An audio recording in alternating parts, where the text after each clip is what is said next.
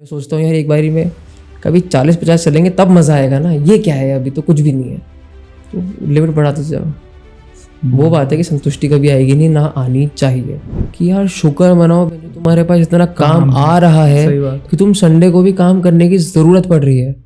Architecture में ना लोगों को लगता है कि पैसा नहीं है, भर भर के पैसा है इस लाइन में।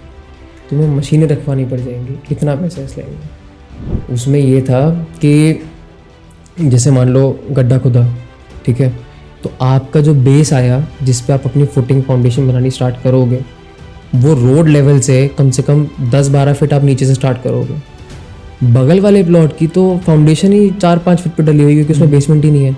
कोई नहीं बोलेगा कि यार मैं बंद डब्बा बना दूंगा और ऐसा ऐसा कर दूंगा कि गंदा सा येलो पेंट कर दूंगा और ये कर दूंगा वो कर दूंगा। कोई आर्किटेक्ट नहीं सोचता यार। Everyone wants to do their best.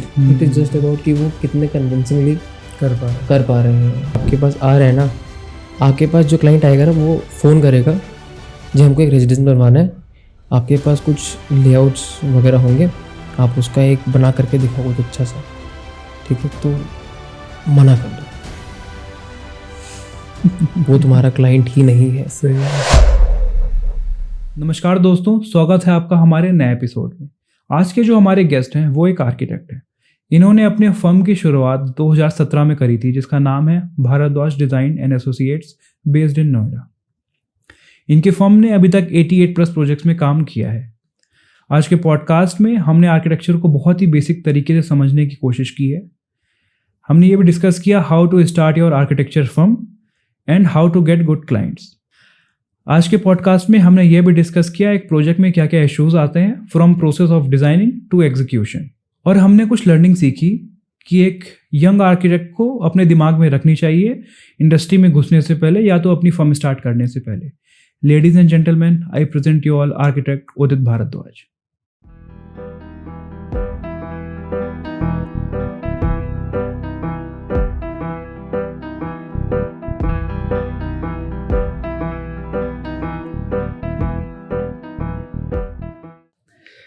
So, नमस्ते सर। नमस्ते जी। Udit sir, welcome to PM show. ये फुल फॉर्म क्या है इसका? The Prateek Mishra show. Oh, just like Nilesh Mishra. Nilesh Mishra show. Slow interview.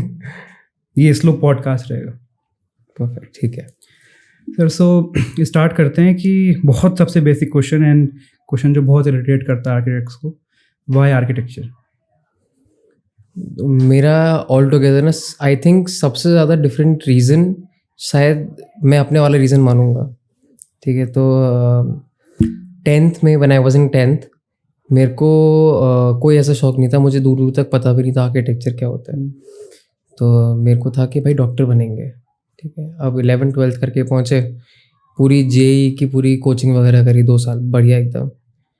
तो 12th के एंड पे आके सारे एग्ज़ाम्स दे दिए मैंने, जितने हो सकते थे ना हमारे टाइम पे, AIEEE और JEE का और ये मुंजी, ये जो नारसी मुंजी वगैरह जितने भी होते हैं ना, साउथ के VIT वगैरह, सबके एग्जाम्स दे दिए। जब एक बचा हुआ था तो किसी ने बोला नाटा करके भी कुछ होता है। यही मेरे साथ बस। हाँ, नाटा करके भी कुछ होता है। तो उन्होंने कहा यार अगले हफ्ते नाटा का एग्ज़ाम होगा। अब मैंने कहा क्या करूँगा दे करके, क्या ही करना है नाटा दे करके, इतने तो दे दिया, कहीं ना कहीं नंबर आ ही जाएगा इसमें। तो उन्होंने कहा नहीं यार, जब इतने दे दिए हैं, तो मेरी मदर है वो बोली कि नाटा भी दे दो।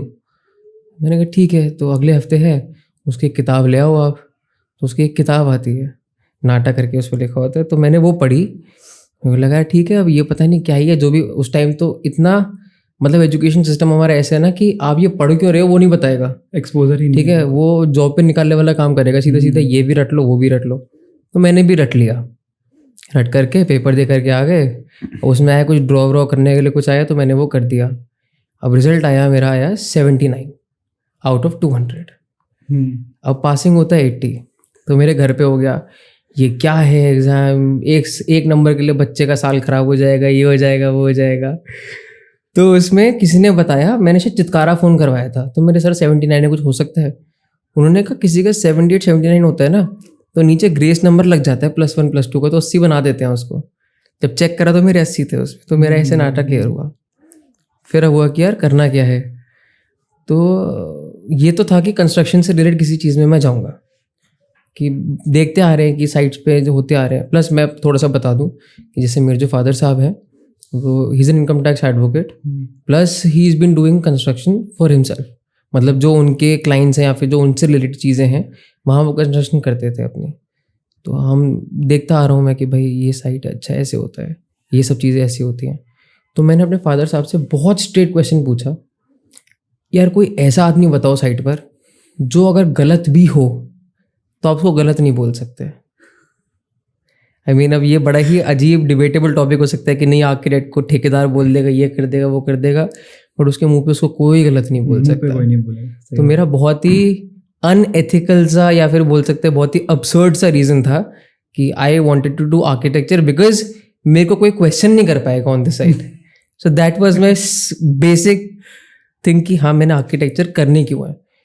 बट जब मेरे को 1 साल हो गया आर्किटेक्चर में, my whole perception about architecture changed. मैंने कहा यार thank God I took this course और दिस कोर्स एक्सेप्टेड मी, क्योंकि इसके अलावा मैं कुछ और कर ही नहीं सकता था। 1 साल बाद जब समझ में आया कि ऐसे ऐसे चीज़ें रिलेट करती हैं आपस में, प्लान, सेक्शन, वॉल्यूम, स्पेस, ये सब ऐसे रिलेट करते हैं और ये सीखना है आगे जा कर के, और तब समझ में आया यार थैंक गॉड मैंने आर्किटेक्चर ले लिया, सही करा। ये वो रीज़न नहीं है कि साइट पे कोई क्वेश्चन नहीं कर सकता, ऐसे नहीं कर सकता। It is just the reality कि तुम कुछ डेवलप कर रहे हो, तुम कुछ नई चीज़ बना रहे हो। तो मैं पूरा perception changed. But soul reason आज भी मैं हर किसी को ये बताता हूँ, मेरा रीज़न यही था आर्किटेक्चर लेने का। Authority, unquestionable authority. मैंने अपने जॉब के इंटरव्यू में अथॉरिटी आंसर दिया था। हाँ, तो ये मेरा सोल रीज़न रहा है आर्किटेक्चर करने का। सर, और आपने भी, मैंने आपके लिंक्डइन पे देखा था आपने मास्टर्स। हाँ, लोग हमेशा पहले मास्टर्स करते हैं फिर अपनी फर्म स्टार्ट करते हैं। आपने फर्म स्टार्ट कर ली फिर मास्टर्स किया। मेरा थोड़ा सा ना मतलब I am into teaching also, तो I am a visiting faculty also. तो मैं अपने स्टूडेंट्स को भी यही बोलता हूँ कि once you have done architecture ना, तो हर किसी का तरीका ना अलग अलग होता है। मेरा तरीका है कि आई लर्न, फिर I implement it, then I again learn, फिर उसका इम्प्लीमेंटेशन, एंड ये साइकिल मेरे को करना है बिकॉज ताकि मैं बोर ना हो जाऊँ। तो मेरा सीधा सीधा यही था कि आर्किटेक्चर में 5 साल मैंने लगाए हैं, मैं यहाँ पे सीख रहा हूँ चीज़ें। I have to implement it now, अपनी पसंद जानने के लिए कि मेरे को पसंद क्या आ रहा है। मेरे को क्योंकि जब मैंने आर्किटेक्चर एकदम मेरा फिनिश हुआ था ना, उस टाइम पे आया कि मास्टर्स करनी है। एंड अगर मैं उस टाइम पे मास्टर्स करता तो 1 या 1.5 साल के एक्सपीरियंस के बाद मैं NUS चला जाता, क्योंकि वहाँ और MSc डिग्री निकालता वहाँ से इसकी सस्टेनेबिलिटी की। ये 1.5 साल बाद का क्राइटेरिया था। अगर मैं उसी टाइम निकलता आर्किटेक्चर ख़त्म करने के बाद मास्टर्स करने चाहता तो मैं प्रोजेक्ट मैनेजमेंट करता। बट 3 साल लगाने के बाद मैंने लैंडस्केप करा है। तो ये थॉट्स जो है ना वो 1-1 साल पे चेंज होते आए हैं। तो मेरे को तो यही लगता है कि एक बार मैंने वर्किंग करी अपनी, अब वर्किंग करने के बाद यही समझ में आया कि आर्किटेक्चर में हमने स्पेसेस, वॉल्यूम, ये सब चीज़ें सीखी हैं। बट एक जैसे मैं NUS जा कर के या तो सस्टेनेबिलिटी करता था, ऑफ कोर्स मैं सीखता वहाँ पर भी, डेफिनेटली काफ़ी कुछ सीखता चीज़ें। बट लैंडस्केप करने का मेरा यही रीज़न रहा कि आप एक अर्बन लेवल पर आप लैंड्स को कैसे आप डाल सकते हो, बिकॉज मेरे को अर्बन स्केप में भी बड़ा इंटरेस्ट है। वो मेरे को ये छोटे प्रोजेक्ट्स जो मैंने स्टार्टिंग में करे ना, वो देख करके मुझे समझ में आ गया कि मुझे क्या नहीं करना है, एंड वहाँ तक पहुँचने के लिए this will be my step. तो इसलिए मैंने लैंडस्केप चूज़ करा फिर। तो इसलिए मेरा तो यही सजेशन रहता है कि फर्स्ट वो अपना सीखो, पहले सीखो, देन यू प्रैक्टिस या फिर कहीं पे काम करो। I have seen so many success stories. मेरे खुद के बैचमेट्स हैं बहुत सारे जो पढ़ाई करी उन्होंने, फिर 3-4 साल दे वर्कड इन मॉर्फो में काम करा, और भी अच्छी कंपनीज हैं वहाँ पे काम करा। देन दे वेंट US और या फिर अपने UK चले गए, वहाँ पर जाके they did there masters, and वहाँ पे वो लोग काम कर रहे हैं। सो मेरे को ये जो स्टेप है ना क्रोनोलॉजिकली ज़्यादा बेटर लगता है। राइट, और इसीलिए उसका नाम भी मास्टर्स है ना। हाँ, कि तुम्हें मास्टर्स किसमें करनी है, तुम पहले सोच तो लो तुम्हें जाना किस डायरेक्शन में है।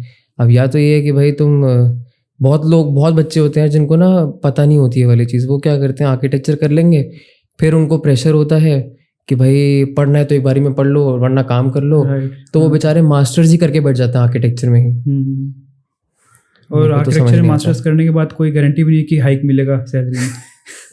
अब यार ये मैंने कहीं काम करना नहीं तो मेरे को इतना एग्जैक्टली लेकिन पता तो रह गया, नहीं है hike। बट हाँ जैसे होता है ना कि उनको हाइक्स वहाँ पे मिल जाते हैं कि आपने काम करा और फिर आपने जॉब करी कहीं पर, फिर यू वेंट टू मास्टर्स, फिर जब आप वापस आओगे वहीं पर ही you will get an hike हाँ डेफिनेटली, लेकिन वो 2 साल रहता शायद तो ऑफ कोर्स। वही बात हो जाती।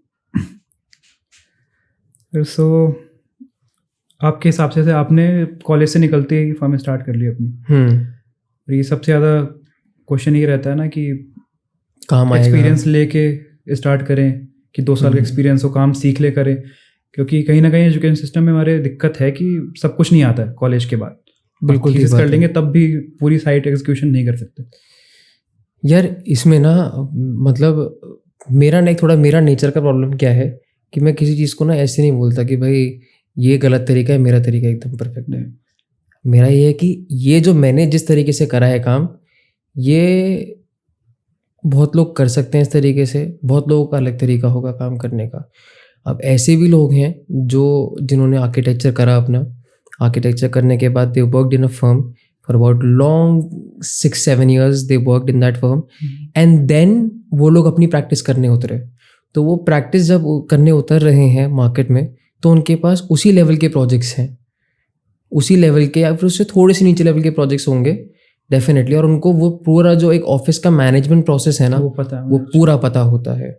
जो चीज़ें मुझे लगता है कि हाँ हम लोग कहीं लैक कर जाते हैं, बट थोड़ी सी किस्मत हमारी उसमें थोड़ी सी अच्छी ये रही कि हमने कोलैबोरेटिव बेसिस पे बड़े आर्किटेक्ट के साथ कुछ प्रोजेक्ट्स निकाल लिए, तो सीखने को मिल तो गया। सीखने को बहुत अच्छा मिल गया वहाँ से।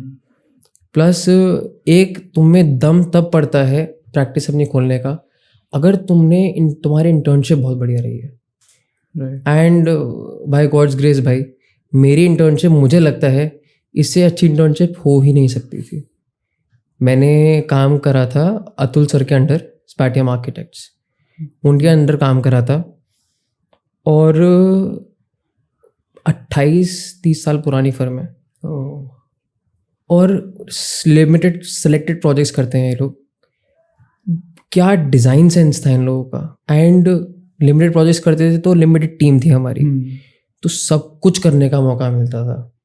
आप डिज़ाइनिंग भी कर रहे हो, आप सिविल ड्राइंग्स जो है उनको रीड भी कर रहे हो, आप प्लम्बिंग की ड्राइंग्स भी बना रहे हो, इलेक्ट्रिकल ड्राइंग्स भी बना रहे हो, जो टाइम स्केड्यूलिंग बनती है आप वो भी देख रहे हो, साइट विजिट्स पर भी जा रहे हो, हर चीज़ करने को मिलती थी। एंड जो एक मेंटोर होता है ना वो कैसा होता है वो वहाँ जा कर के समझ में आता है कि जो होते थे ना कि हमारे पुराने तरीके के आर्किटेक्ट होते थे कि डरा करके और ये कि यार ऐसे मत कर, ये नहीं है वैसे नहीं, मुझे एक होता था रॉब से उससे बोलते थे कि ये मत कर, ऐसे मत कर, ये नहीं है, ये सही तरीका है। वो सिखाने का तरीका मेरे को तो वही तरीका समझ में आता है, तो मैंने सीखा भी उसी तरीके से। एंड वहीं से दम पड़ा कि भैया सीख लिया, अब कर सकते हैं इसको। बाकी तो फिर यार प्रोसेस है, आई मीन आप गलतियां करोगे, चीज़ें निकलेंगी, गलतियां करते हो, बट यह है कि आप बॉटम लेवल से जब स्टार्ट करते हो ना तो जो बेसिक सी चीज़ें होती हैं तुम्हारे वो बहुत स्ट्रांग होते निकलते आते हैं जो तुम्हें कॉलेज में नहीं सिखाई जाती। ठीक है, वो बेसिक ऐसे स्ट्रांग होते हैं कि मान लीजिए कोई बड़ी कंपनी में अगर काम करने गया है ना तो 5-6 साल जो वो काम कर रहा है वो उस स्तर पे झुक करके काम नहीं करता जिस स्तर पे आप अपनी इनिशियल ईयर्स में काम करते हो। जॉब में स्पेसिफिक रोल है ना कि ये करेगा बस। हाँ, जॉब में एक स्पेसिफिक रोल्स होते हैं। ठीक है, अब अगर आप अपने बेसिक लेवल पे स्तर पे उतर के काम करते हो तो आपको पता है कि कौन से प्लान्स में 4 mm तक की तार आ रही है, किस में 1.5 की आ रही है। हालांकि आपका काम ये नहीं है, बट एक इंफॉर्मेशन होना वो बहुत ज़रूरी है। ये जो छोटी छोटी इंफॉर्मेशन होती है ना, ये इन्फॉर्मेशन आनी बहुत ज़रूरी है। मेरे हिसाब से तो जो मैंने अपना तरीका इसको स्टार्ट करा कि इंटर्नशिप के जस्ट बाद आई डिड माई थिंग, तो मैंने सही करा। प्लस एक इंटर्नशिप में हाँ ये मेरे को मेरा सही तरीका लगा। प्लस छोटी सी एक ना चीज़ भी है यार कि जो हम लोग देखते हैं ना तो हम उस चीज़ को अडाप्ट करते हैं। अब हमने अपने घर में हमेशा कंसल्टेंसी होती देखी है कि इनकम टैक्स कंसल्टेंसी फादर साहब करते हैं, तो सर का ये वाला तरीका है काम करने का, तो हमने देखा ही वही है। अब बहुत लोग होते हैं जो बिल्कुल ही अलग बच्चे होते हैं, बहुत अलग कर देते हैं, माँ बाप जॉब में होंगे, वो एकदम बिजनेस बन जाते हैं। मैं तो बहुत बेसिक तरीके से कि जो चीज़ देखी मैंने सिर्फ उसी को इम्प्लीमेंट करा है अपने इसमें। तो मेरा कभी वो माइंडसेट रहा भी नहीं कि भाई कि आप काम किसी की सुन करके काम ऐसे कर भी लो। जहाँ तक मेंटोरशिप की बात है तो वो इंटर्नशिप पे मैंने गेन करी। फिर विद इन प्रोजेक्ट्स में ही हमने सीनियर्स के साथ कोलैबोरेट करा, और सीनियर ऐसे नहीं कि 3-4 साल सीनियर हो, 10-15 साल सीनियर हमारे से। तो उनकी ऑफिस की वर्किंग हमको समझ में आई कि यार शीट्स कैसे बनती हैं। कोलैबोरेट लाइक कि आपके पास प्रोजेक्ट आया, आप उनके पास गए? नहीं, उनके पास प्रोजेक्ट आया और उन्हीं का प्रोजेक्ट था। हमारी जानकारी में कोई निकल के आ गया, उसने कहा यार इनके साथ वहाँ पर आप करवा सकते हो। तो हमने वो वाला काम एक तरीके से जैसे बड़ी कंपनियों का होता है ना ईपीसी मोड, कि डिज़ाइनर कोई और है, बाकी आपने पीएमसी पर लेकर के आप अपना काम करवा रहे हो। तो हमने उस आर्किटेक्चर फर्म के साथ ऐसे काम करवाया था। तो ड्राइंग्स का सलीका क्या होता है आने का, वो सीखने को मिला सबसे बड़ी बात तो। और वो थोड़ी सी मतलब किस्मत थोड़ी सी साथ दी कि स्टार्टिंग के 2 या 3 साल में ही ऐसा एक प्रोजेक्ट मिल गया। स्टार्टिंग के 2 या 3 साल में ऐसा प्रोजेक्ट मिल गया जहाँ पर एक सीनियर थे, 15 साल हैं, एंड मतलब मेरे उसमें ना 3-4 ही लोग हैं जिनकी वजह से I am able to do sustain and also शायद गेन भी कहीं ना कहीं हो ही रहा होगा फर्म का हमारी। तो उनमें से एक तो अतुल सर ही हैं, दूसरे हो गए ये रोहित नागिया सर, ये मैट्रिक चांस करके है इनका। इनकी ड्राइंग से बड़ा सीखा हूँ मैं, इनके काम करने के तरीक़ों से बड़ा सीखे। एंड प्लस जब आप अपना काम कर रहे हो ना बॉस, तो you have to be having this kind of an attitude of acceptance. Accept करो तुम्हें नहीं आता और सीखो फिर उसको। अब वो तुम्हें सीखने को कहीं से भी मिल सकता है। तो यही है, हो जाता है। We should go all in, बिल्कुल एक बार में सोचो ही मत। मतलब ये आजकल तो बड़ी वेब सीरीज वगैरह बहुत सारी आ गई हैं यार, ये एस्पिरेंट्स और ये वो पता नहीं क्या क्या। तो बहुत इन्होंने क्या करता है, ये जो थॉट्स है ना, ये प्लान भी और ये सब चीज़ें, ऐसा नहीं कि ये पहले नहीं पता था लोगों को, बट ये इतनी ना फेमस नहीं हुई थी ये चीज़ें। हाँ, ऊपर से वो भी देखना चाहिए ना लोगों को कि अनअकैडमी ने स्पॉन्सर किया, वो चाह रहा है कि तुम मेरे आओ कोचिंग करने। तो वो बहुत सही है, मतलब प्लान बी वाला जो चीज़ है ना, कि नहीं यार तुम फोकस रहो एक बारी को। अगर नहीं हुआ तो ठीक है भाई, ईश्वर इच्छा है, फिर नहीं हुआ तो नहीं हुआ, तुम आगे दूसरा काम करो, मेहनत करो फिर।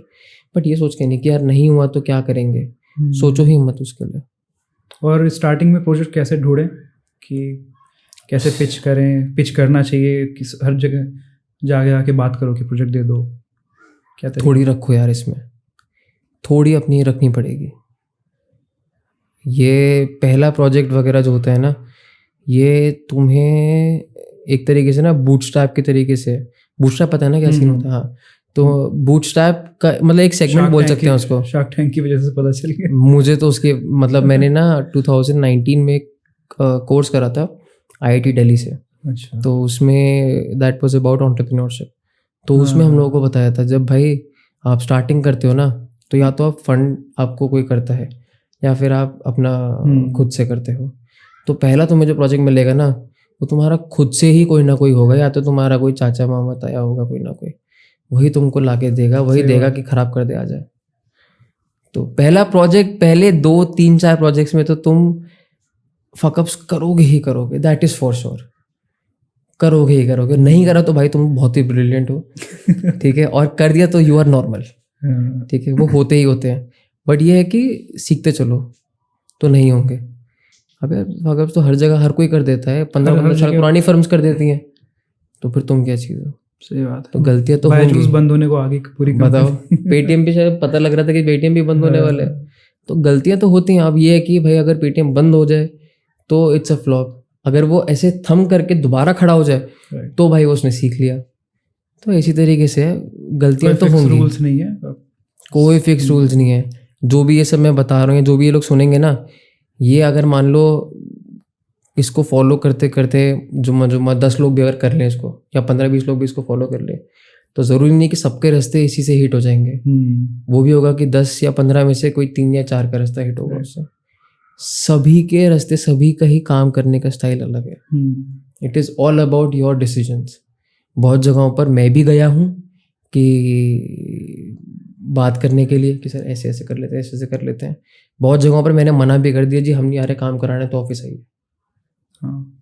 और ये चीज़ आज भी है और ये चीज़ स्टार्टिंग में भी थी कि बहुत जगहों पर मैं गया हूँ उस टाइम पर भी, और आज भी जा रहा हूँ कि क्योंकि कुछ होते हैं ना जहाँ पे तुमको डिज़ाइन करने के लिए अच्छी चीज़ मिल रही है, वहाँ पे तुम झुक जाओ यार। मेरा सीधा सीधा है, अगर तुम्हें कुछ अलग चीज़ मिली ना डिज़ाइन करने के लिए, थोड़ा झुक जाओ। वर्थ इट चीज़ है तो झुक जाना चाहिए। हाँ, मेरे को तो सीधा है, मेरा यही तरीका है। शायद 10 साल बाद ना हो या 5 साल बाद ना हो, बट हाँ अभी तो यही है और पहले भी यही रहा है। बाकी it all depends upon your client also. अगर तुम्हारा क्लाइंट अच्छा है तो तुम्हें पता लगता है बात करने से, तो ठीक है, you can bend your ways. और तुम्हारा क्लाइंट अगर स्टार्टिंग में तुम्हें दिखता है कि हाँ जी आ जाइए यहाँ पर, ये देख लीजिए, कर लीजिए, जी नहीं आए, नहीं आ सकते। आएगा प्रोजेक्ट, आएगा, नहीं आएगा, नहीं आएगा। बट हाँ अगर तुमने उस टाइम पे एक्सेप्ट कर लिया ना, तो पूरा प्रोजेक्ट भर तुम्हारी ऐसी की तैसी करेगा। ये बात। और स्टार्टिंग में ही अगर आपने दिखा दिया और फिर वो इस तरीके से चला, तो वो प्रोजेक्ट बहुत अच्छा स्मूथ निकलता है। तो ऐसे ही है, गिव एंड टेक वाला है सर। और स्टार्ट कैसे करें? पहला स्टेप कि कॉलेज, जस्ट कोई एक बंदा है फ्रेश निकला कॉलेज से, डिग्री मिल गई हाथ में, अब क्या करना चाहिए अगर खुद का स्टार्ट ही करना है? Final decision. मैं अपना बताऊंगा पहले मेरा कैसे हुआ था।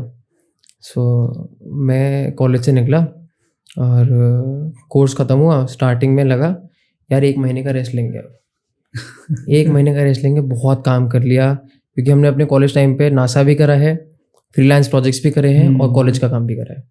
सर 1 महीना रेस्ट करेंगे।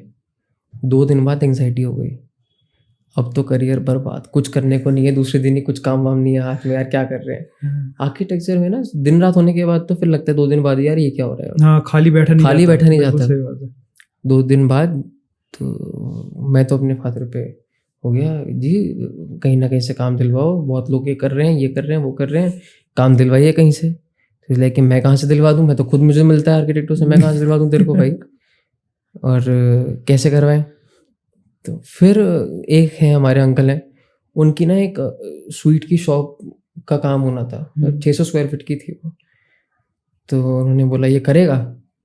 हाँ हाँ करूँगा भाई, बिल्कुल करूँगा, खाली बैठा हूँ क्या करूँगा, करूँगा बिल्कुल। मतलब स्टार्टिंग में ये चीज़ नहीं थी कि कहीं जाना है या कहीं पे जॉब करनी है। हो सकता है अगर सिचुएशंस फेवरेबल नहीं होती तो मैं जॉब करने जाता, कुछ खराब ही नहीं है उसमें, ठीक है। बट अगर सिचुएशन में सही चल गया हिसाब, स्टार्टिंग में मिल गया एक ये, तो मैंने कहा हाँ जी करूँगा, कर लेना चाहिए, करूँगा। तो वो जोश ऐसा था कि सुबह सुबह मैं 6 बजे भी पहुँचा हूँ साइट पे, ठीक है, शटर्स वगैरह भी करवाए, अरे उठाओ यार इसको, काम उसको उठा, वो सो क्यों रहा है, काम करेगा करवा करके। तो ऐसे भी करा है मैं, तो सर पे मैं इरिटेटिंग सा हूँ इस मामले में बड़े लोगों के लिए, उन लोगों के लिए कि यार ये रोज़ सुबह सुबह आ जाता है उठाने के लिए, यार ये बंदा। मैं लिटरली 6 बजे आके मैंने उठाया है उनको, उठो काम करो, जल्दी होना है ये। अब क्या करूँ, स्कूल टाइम में उठने की आदत सुबह 4:30 बजे की लगवाई थी फादर साहब ने। कॉलेज तक पहुँचते पहुँचते 5:30 तक नीचे गिरा मैं, फिर 6 तक नीचे गिर गया, उससे नीचे कितना गिरता, तो मैं उठते ही भाग गया वहाँ पर। तो ऐसे भी हुआ है। फिर वो एक काम जब हुआ तो फिर मेरे को लगा हाँ यार ठीक ठाक है। और उसमें फ़ीस, मतलब मैं डिस्क्लोज़ नहीं करूँगा उसको क्योंकि बहुत बच्चों के शायद दिल दुख जाएंगे उसमें, जितने भी लोग हैं यहाँ। तो फीस वो ऐसा था कि हाँ जी शगुन के लिए जी ये है, उदित बहुत बढ़िया है, वेरी गुड, ठीक है, हाँ अंकल ठीक है, थैंक यू। फिर वहाँ से एक दूसरा मिला मेरे को, फिर वहाँ से एक तीसरा मिला, तो दूसरे से तीसरा, मतलब फिर एक टाइम पे वो, और 2 महीने बाद, हाँ 2 ढाई 3 महीने बाद कि 2 और आ गए। तो अब लगा यार है, अब तो कर सकते हैं, कुछ ना कुछ कर सकते हैं। बट ये ना स्टार्टिंग से ऐसा रहा कि मतलब यार करना है तो पूरे ढंग से ही करना है। फिर इसको तो जो बचा रखा था मैंने अपना फ्रीलांसिंग के काम कर करके कुछ मैंने उस टाइम पे बचा रखे थे अपने पास, 6 साढ़े 6 के आसपास मैंने बचा रखे थे अपने पास। हाँ 6 साढ़े 6 लाख छोड़ दी, ठीक है यार। वो मैंने 2 साल में जो फ्रीलांस के प्रोजेक्ट्स करे थे ना कॉलेज टाइम पे, फैकल्टीज की करे थे। अच्छा, आपके साथ ये फायदा था कि आप घर में रह रहे थे ना, हाँ ऑफ कोर्स, हम लोग का रेंट पे चला जाता है। हाँ तो घर पे रहता था मैं, प्लस फैकल्टीज बड़े दयालु थे यार मेरे, तो उनसे मेरे को काम करने को मिलते थे। उनसे काम करे। तो ऐसे कर कर आकर के, और एकदम बनियों वाला ऐसा आपकी मम्मी के पास ये जमा करवा रखा है, वो 1000 रुपये कहीं आपने उसको दे दिए थे, ये मेरे ही हैं, वो रखना उनको। तो इस तरीके वाला करना करके पड़ता है, डिटेल हाँ, में तो जाना पड़ेगा। एक छोटा सा, फिर मैंने वो पूरे लेकर के वो मैंने अपना ऑफिस एक, मेरे पास ये फ़ायदा रहा यार कि मेरे को रेंट नहीं देना पड़ा अपने ऑफिस के लिए। ओह, वो फादर साहब की जगह थी, जगह है जहाँ पे मैं भी इंटरव्यू, जहाँ पे, हाँ, जहाँ पे आप आए थे एक बार इंटरव्यू के लिए, तो वो फादर साहब की जगह है। तो बस ये हुआ कि घर में रेंट नहीं देना पड़ा मुझे उसका। तो सबसे बड़ी जीत मेरे लिए यही रही है, वरना स्टार्टिंग में रेंट निकालने में तो फिर तो गया काम। मैं अपने घर में फोन करता हूँ, बाप कुछ खरीद लो, यहाँ पे कुछ खरीद लो, एक चीज घर ले लो, दुकान ले लो, मैं बैठ जाऊँ वहाँ पे। भाई बहुत ज्यादा हेल्प हो जाती है उस चीज से, क्योंकि वो 30-40 हज़ार जो हाँ रेंट का पैसा बचेगा बहुत। तो स्टार्टिंग में तो यही रहा कि जब 2 प्रोजेक्ट्स आ गए तो मैंने भाई 6.5 कर कुरा करके थोड़ा बहुत जितना भी हो पाया उस एरिया का करवा करके मैं वहाँ पे बैठा। मैंने एक चेयर टेबल लगवाई थी आगे की तरफ कि भाई कुछ हिसाब थोड़ा मजबूत हुआ तो किसी भाई से रिक्वेस्ट कर लूँगा कि मेरे साथ आके बैठ जाए यहाँ पर। तो ऐसे करके जब 2 प्रोजेक्ट्स आए तो मैं जाता था, मतलब 1 साल में अकेला बैठा हूँ ऑफिस में, पहुँच गया एकदम सज धज के पहुँच गया वहाँ पे जाके काम कर रहा हूँ मैं। क्योंकि घर पे काम कर सकते थे, वैसे घर से भी कर सकते हैं, घर से भी लोग करते हैं, बट मैं थोड़ा सा आलसी हूँ कि अगर मैं घर पे बैठा हूँ तो मैं ऊपर जाके सो जाऊँगा। तो मेरे को अगर मैं तैयार होकर के निकला हूँ ना बाहर तो बढ़िया है मेरा।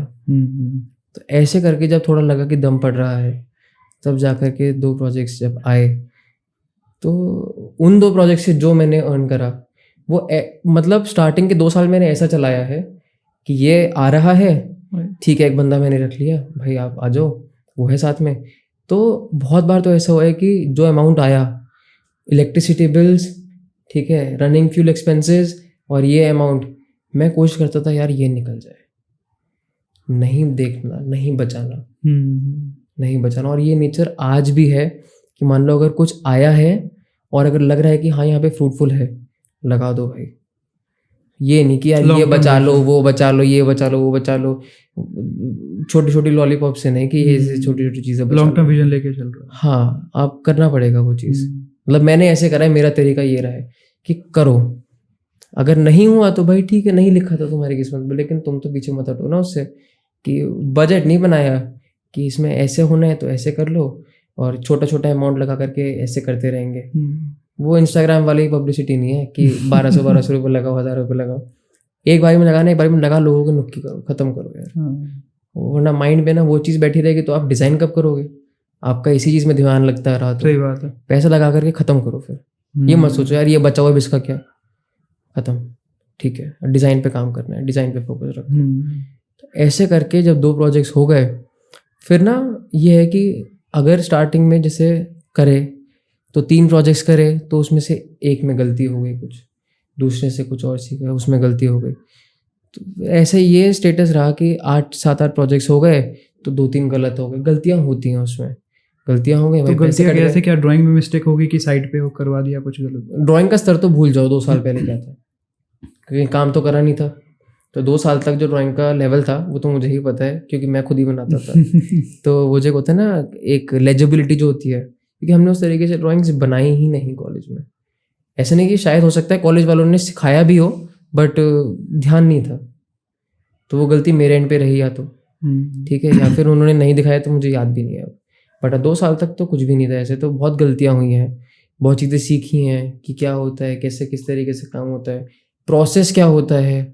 भाई बहुत छोटी चीज़, चौखट पहले आएगी, पनिंग पहले होगी, क्या बहुत बेसिक सी चीज़ है। चीज़ ऐसी भी ना कि कहीं बनते देख रहे हो, देख लो उसको, याद रखो कि हाँ भाई चौखट बन गया पहले, फिर ही उसके ऊपर वो दीवार बना। रिटेनिंग वॉल क्या पता था भाई, रिटेनिंग वॉल क्या होती है, आरसीसी क्या होती है, बट साइट पे क्या सिचुएशन के हिसाब से उसको कैसे काम करा जाता है पता ही नहीं था। बहुत डेलिकेट चीज़ें हैं वो, थोड़ा भी गड़बड़ हुआ तो उसके पैसे भी जाएंगे। फिर पैसे, आप दूसरे की लाइफ को कितना रिस्क में डालते हैं।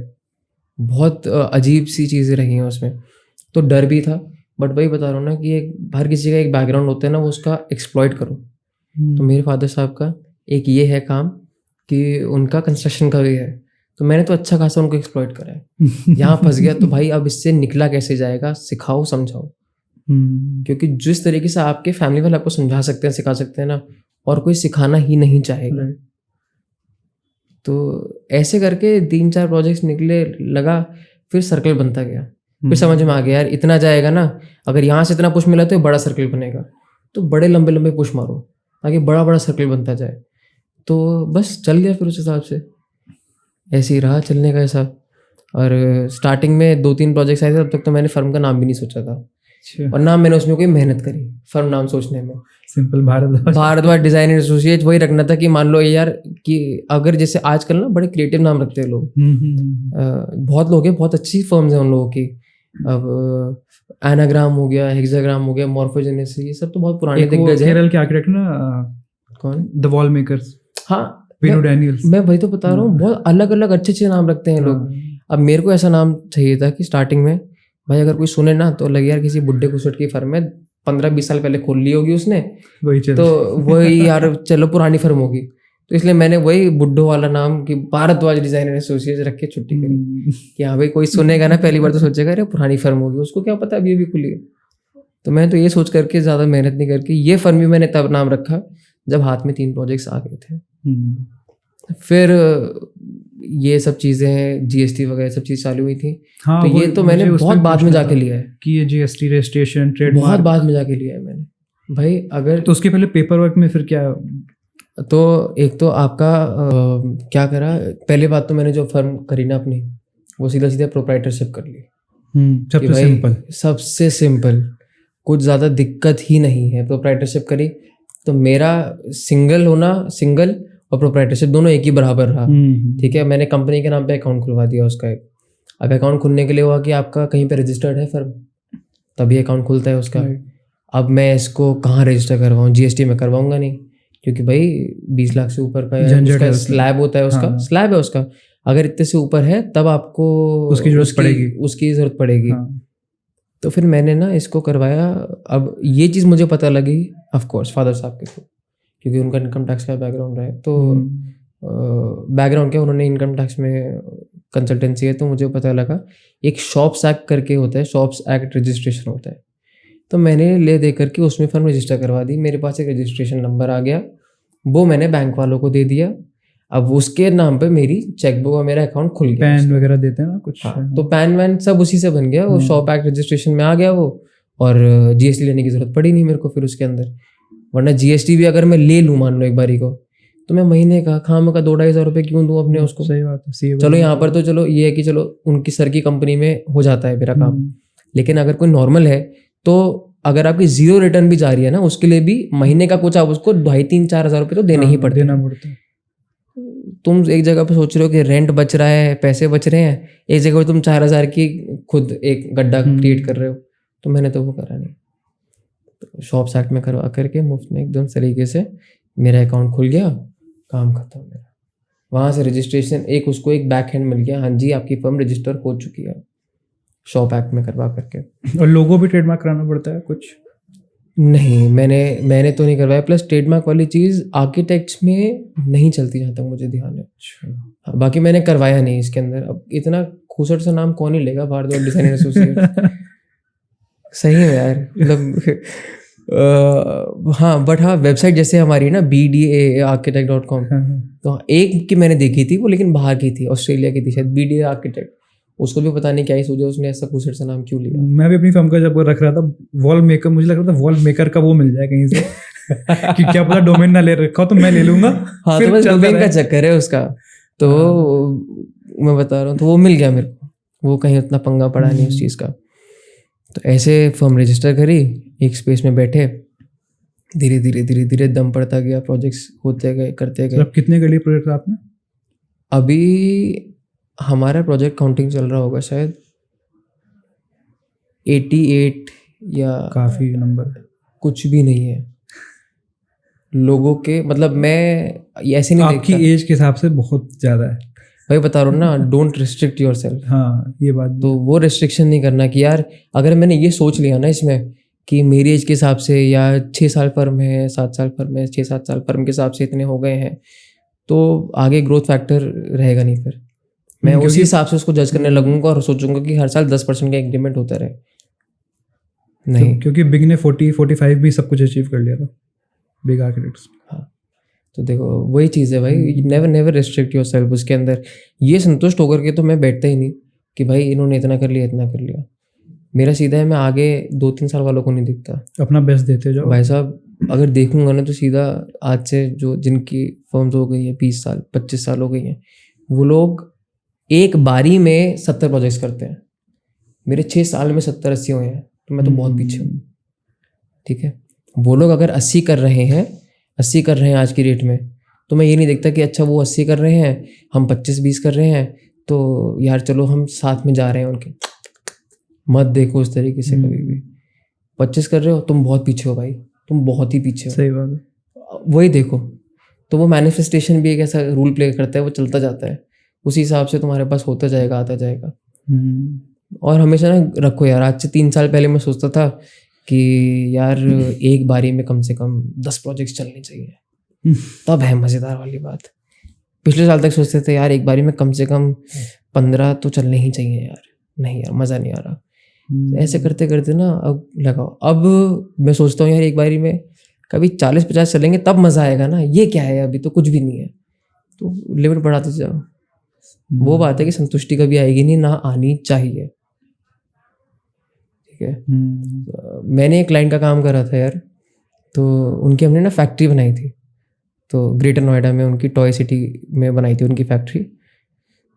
भाई ही मस्ट बी अराउंड 92 91-92। जब हमने बनाई थी उनकी फैक्ट्री तो वो 88-87 हाँ 88-89 के होंगे। वो बंदा ऑफिस आता था खुद ड्राइव करके, एंड वो ओनर है अप्रॉक्सीमेटली 300-400 CR कंपनी का ओनर है। वो बंदे में 92 में पहुंच के सेटिस्फैक्शन नहीं थी। वो किससे होड़ करते थे, तो वो और जो ये वो है ना HCL के ओनर, वो दोनों एक ही बैच के थे IIT में। तो वो ऐसे होड़ करते हैं सर कि यार हमने क्या अचीव कर लिया लाइफ में, वो देखो वो कहाँ पर है। अच्छी बात है, दूसरे से चिढ़ो मत, ठीक है, कि बट एम वैसा रखो अपना। वो बंदा 92 में पहुंच के ऐसा एम रख रखा है, तो कोई लिमिट ही नहीं ना फिर तो ये वाली चीज़ तो मैंने उनसे सीखी कि भाई ठीक है, एक सेटिस्फैक्शन उस पॉइंट तक रखो कि हाँ भाई खुशी मिलनी चाहिए, ठीक है, वरना सेटिस्फाई नहीं हो तो खुशी नहीं मिलेगी। खुशी के लिए तो कमा रहे हैं इतना, तो खुशी रखो, बट सेटिस्फैक्शन इतनी जल्दी मत लाओ। और ऐसी तो बिल्कुल मत लाओ अब तो भाई हमने अचीव कर लिया, बहुत बढ़िया चल रहा है, अब इसी को मेंटेन करना है। बहुत बढ़िया कर लिया, यूर हैप्पी, अपने साथ अपने लिए अच्छा कर रहे हो, दूसरों के लिए भी अच्छा थोड़ा बहुत करते रहो, सब लोगों का थोड़ा थोड़ा भला करते रहो, बढ़िया करते रहो। लेकिन इतनी जल्दी ऐसे नहीं कि भाई अब कर लिया आपने अचीव, ऐसे नहीं। तो मेरा वो हिसाब नहीं है थोड़ा सा सर। और किसी एक प्रोजेक्ट में क्या क्या स्टेप्स रहते हैं कि पहले प्रोजेक्ट मिला, फिर हमने डिज़ाइन दिया, पेमेंट ली, जितना भी एग्जीक्यूशन तक, ड्राइंग सैंक्शन कराना, तो उसमें अगर कौन सा इसमें आप समझा पाओ? एक रेजिडेंस का एग्जांपल ले लेते हैं। एक रेजिडेंस का ही लेते हैं, छोटा सा रेजिडेंस लेते हैं, ठीक है। तो सबसे पहले जब आपके पास आ रहा है ना, आपके पास जो क्लाइंट आएगा ना वो फ़ोन करेगा जी हमको एक रेजिडेंस बनवाना है, आपके पास कुछ लेआउट्स वगैरह होंगे, आप उसका एक बना करके दिखाओ कुछ अच्छा सा, ठीक है, तो मना कर दो। वो तुम्हारा क्लाइंट ही नहीं है। सही बात है, जो पहले डिजाइन क्लाइंट ही नहीं, हाँ वो तुम्हारा क्लाइंट ही नहीं है, ठीक है। फिर अगर कोई आता है तुम्हारे पास फ़ोन आता है जी रेजिडेंशियल डिज़ाइन करना है और कब मिल सकते हैं, टाइमिंग दो, ऑफिस में मिलो। और सबसे पहले ना बॉस सुनो वो भाई कहना क्या चाहता है। हमको एक रेजिडेंस मिला, तो ग्रेटर नोएडा में हमने वो रेजिडेंस बनाया था, ठीक था, एक साइज का था, 300 मीटर की उसकी कोठी का साइज़ था। तो उन्होंने कहा ऐसे ऐसे, पहले हमने सुना कि ये रूम्स वगैरह ऐसे ऐसे चाहिए, फ़ोन भी हमने सुन करके भाई स्टार्टिंग के दूसरे साल में ऐसा प्रोजेक्ट आ गया, तो हम तो हवा में भाई क्या बात है, 300 मीटर का प्रोजेक्ट आ गया, रेजिडेंस बनाएंगे भाई बढ़िया से एकदम 300 मीटर स्क्वायर की बात। हाँ 300 स्क्वायर मीटर का, तो उस टाइम पे तो लगता है यार भाई आर्किटेक्चर में अगर स्टार्टिंग के ईयर्स में आपके साथ कोई एक्सपेरिमेंट कर लेना, आपको आर्किटेक्चर वाला काम दे दे, बहुत बड़ी गनीमत समझना। लोग तुमसे इंटीरियर्स तो करवा देंगे, फॉल सीलिंग, इलेक्ट्रिकल ये सब करवा लेंगे, कोई बिल्डिंग का रिस्क नहीं देगा नहीं तुम्हें देता। अपनी। दूसरे साल में ये प्रोजेक्ट आया, भाई मुझे तो लगा यार वाह यार कमाल हो गया। तो वो आते आते फिर एंड ऑफ द ईयर में उन्होंने फ़ोन करके अपनी रिक्वायरमेंट्स बताई, हमने झट से 2 ऑप्शन बना करके रेडी कर लिए उनके लिए। आओ सर नेक्स्ट मीटिंग में मिलेंगे, बढ़िया एकदम ये टेंटेटिव है ऐसे करके। जब वो आए तो हमने दिखाया सर ये बेडरूम ऐसे है, यहाँ पे लगा रखा है, ऐसे ऐसे करके हमने दिखाया उनको। तो उन्होंने बोला, मैंने 15-20 मिनट अपना प्लान उनको समझा दिया। वो कह रहे ठीक है, आप अब सुनो मेरे को मैं क्या कह रहा हूँ। आपने सुना ही नहीं मैंने क्या कहा। तो हम जब अभी मिले हैं तो मैं ऑप्शंस देखने तो आया ही नहीं, पहले तो आपको अपनी बात बताने आया हूँ। तब मैंने वहाँ पे ये चीज़ सीखी, यार सुना तो है ही नहीं मैंने इनको, मैं कैसे अपनी बात इनको प्लान दिखा दिया मैंने। तो ये चीज़ें किसी ने बताई नहीं ना। मैं इतने जैसे कोई अब ये पॉडकास्ट वगैरह शायद उस टाइम पर भी होंगे, बट मैं थोड़ा ओल्ड स्कूल हूँ भाई, मैंने जो चीज़ देखी है ना मैं उसको समझ सकता हूँ। तो मेरे को उस टाइम पे देख करके समझ में आया दूसरे साल में कि भाई पहले सुनो वो क्या कर रहा है, क्या बोलना चाहता है। अब दूसरे साल में हमने सुनना चालू करा, उसके बाद फिर धीरे धीरे क्या हुआ यार, ये तो सुन करके तो भूल गए हम लोग। फिर मैंने एक शीट बनाई कि सारी रिक्वायरमेंट्स लिख करके ऐसे ऐसे ऐसे ऐसे पूरी शीट बना दी और वो फिल कर लेंगे जी। अब ये तरीका मैंने सीखा जिनके साथ मैंने प्रोजेक्ट करा था सीनियर वाला, कि यार सुनना तो ठीक है, आप वही ग्रास्प आप 50-40% करोगे। सही बात है। तो बाकी पहले तो हमने हाँ सिर्फ मैंने उस पर सुनना चालू करा, रिक्वायरमेंट सुन ली, उसके बाद डिज़ाइनिंग करी। ठीक है, अब उस टाइम पे वो कहते हैं जी क्लाइंट चाहते हैं कि उसके साइड पे बस काम चालू हो जाए कैसे ही। तो साफ अपने क्लाइंट को बोलो जी सर 1 महीना लगेगा, 1-1.5 महीना जाएगा, हम डिज़ाइन बनाएंगे। तो क्रोनोलॉजी जो हम लोग फॉलो करते हैं, क्लाइंट आया, रिक्वायरमेंट सुनी, ठीक है, हमने उसके प्लान्स बनाए, हमने डिज़ाइन के हिसाब से जोनिंग करके उसके प्लान्स बनाए, फिर उसके सेक्शंस क्रिएट करे, फिर उसके हमने एलिवेशंस पे नहीं जाएंगे, पहले सेक्शंस में। हाँ आज भी हम लोग रेजिडेंशियल्स में, मतलब I am so thankful to God, वो राम जी का कुछ अलग ही चक्कर चलता है। वो कुछ ऐसे ऐसे रेजिडेंसीज फेंक देते हैं मेरे पास जिनमें क्लाइंट ही कुछ चीज़ें अलग अलग चाहता है, कहते हैं जी आप एक्सपेरिमेंट करो। तो हम किसी रेजिडेंस में हम 24-24 फीट की कैंटिलीवर्स निकाल रहे हैं, किसी में हम लोग स्टेप बाय स्टेप करके पूरा हाउस क्रिएट कर रहे हैं, किसी में कास्टिंग अलग तरीके की कर रहे हैं, तो क्लाइंट करने देता है। तो इसलिए हम लोग हर प्रोजेक्ट में सेक्शंस काट के दिखाते हैं क्लाइंट को। सेक्शंस काटेंगे और एक रेविट पे बेसिक मॉडलिंग करके या स्केचअप पे मॉडलिंग करके उसको वॉल्यूम्स का कंपैरिजन समझा देंगे। तो ये होता है हमारी पहली मीटिंग का हिसाब कि जी ये आपकी एक तरीके से लुक बुक एक आपकी रेडी हो गई है, ये हो गया। जब प्लान फाइनल हो जाए तब आप जाओ सैंक्शनिंग के लिए, उससे पहले नहीं। सैंक्शनिंग के लिए गए, सैंक्शन होकर जितने टाइम में सैंक्शन होकर के आ रहा है, पैरेलली आप अपनी ड्राइंग्स में कॉलम बीम लगाने चालू करो। Never decide your design according to your column beams. हम कोई स्ट्रक्चर इंजीनियर के नीचे नहीं आते हैं, ठीक है, हम साथ में रहते हैं। और अगर डोमिनेंटली बोलूँ तो हम ऊपर रहते हैं, but consider yourself at par with them. तो एट पार पे रखने से ना तुम्हारे अंदर वो आएगी कि एक्सेप्टेंस आ जाएगी, अगर वो कुछ तुम्हें समझाना भी चाहेगा तो। नहीं, और होना भी चाहिए उतना। हाँ एक्सेप्टेंस होनी चाहिए।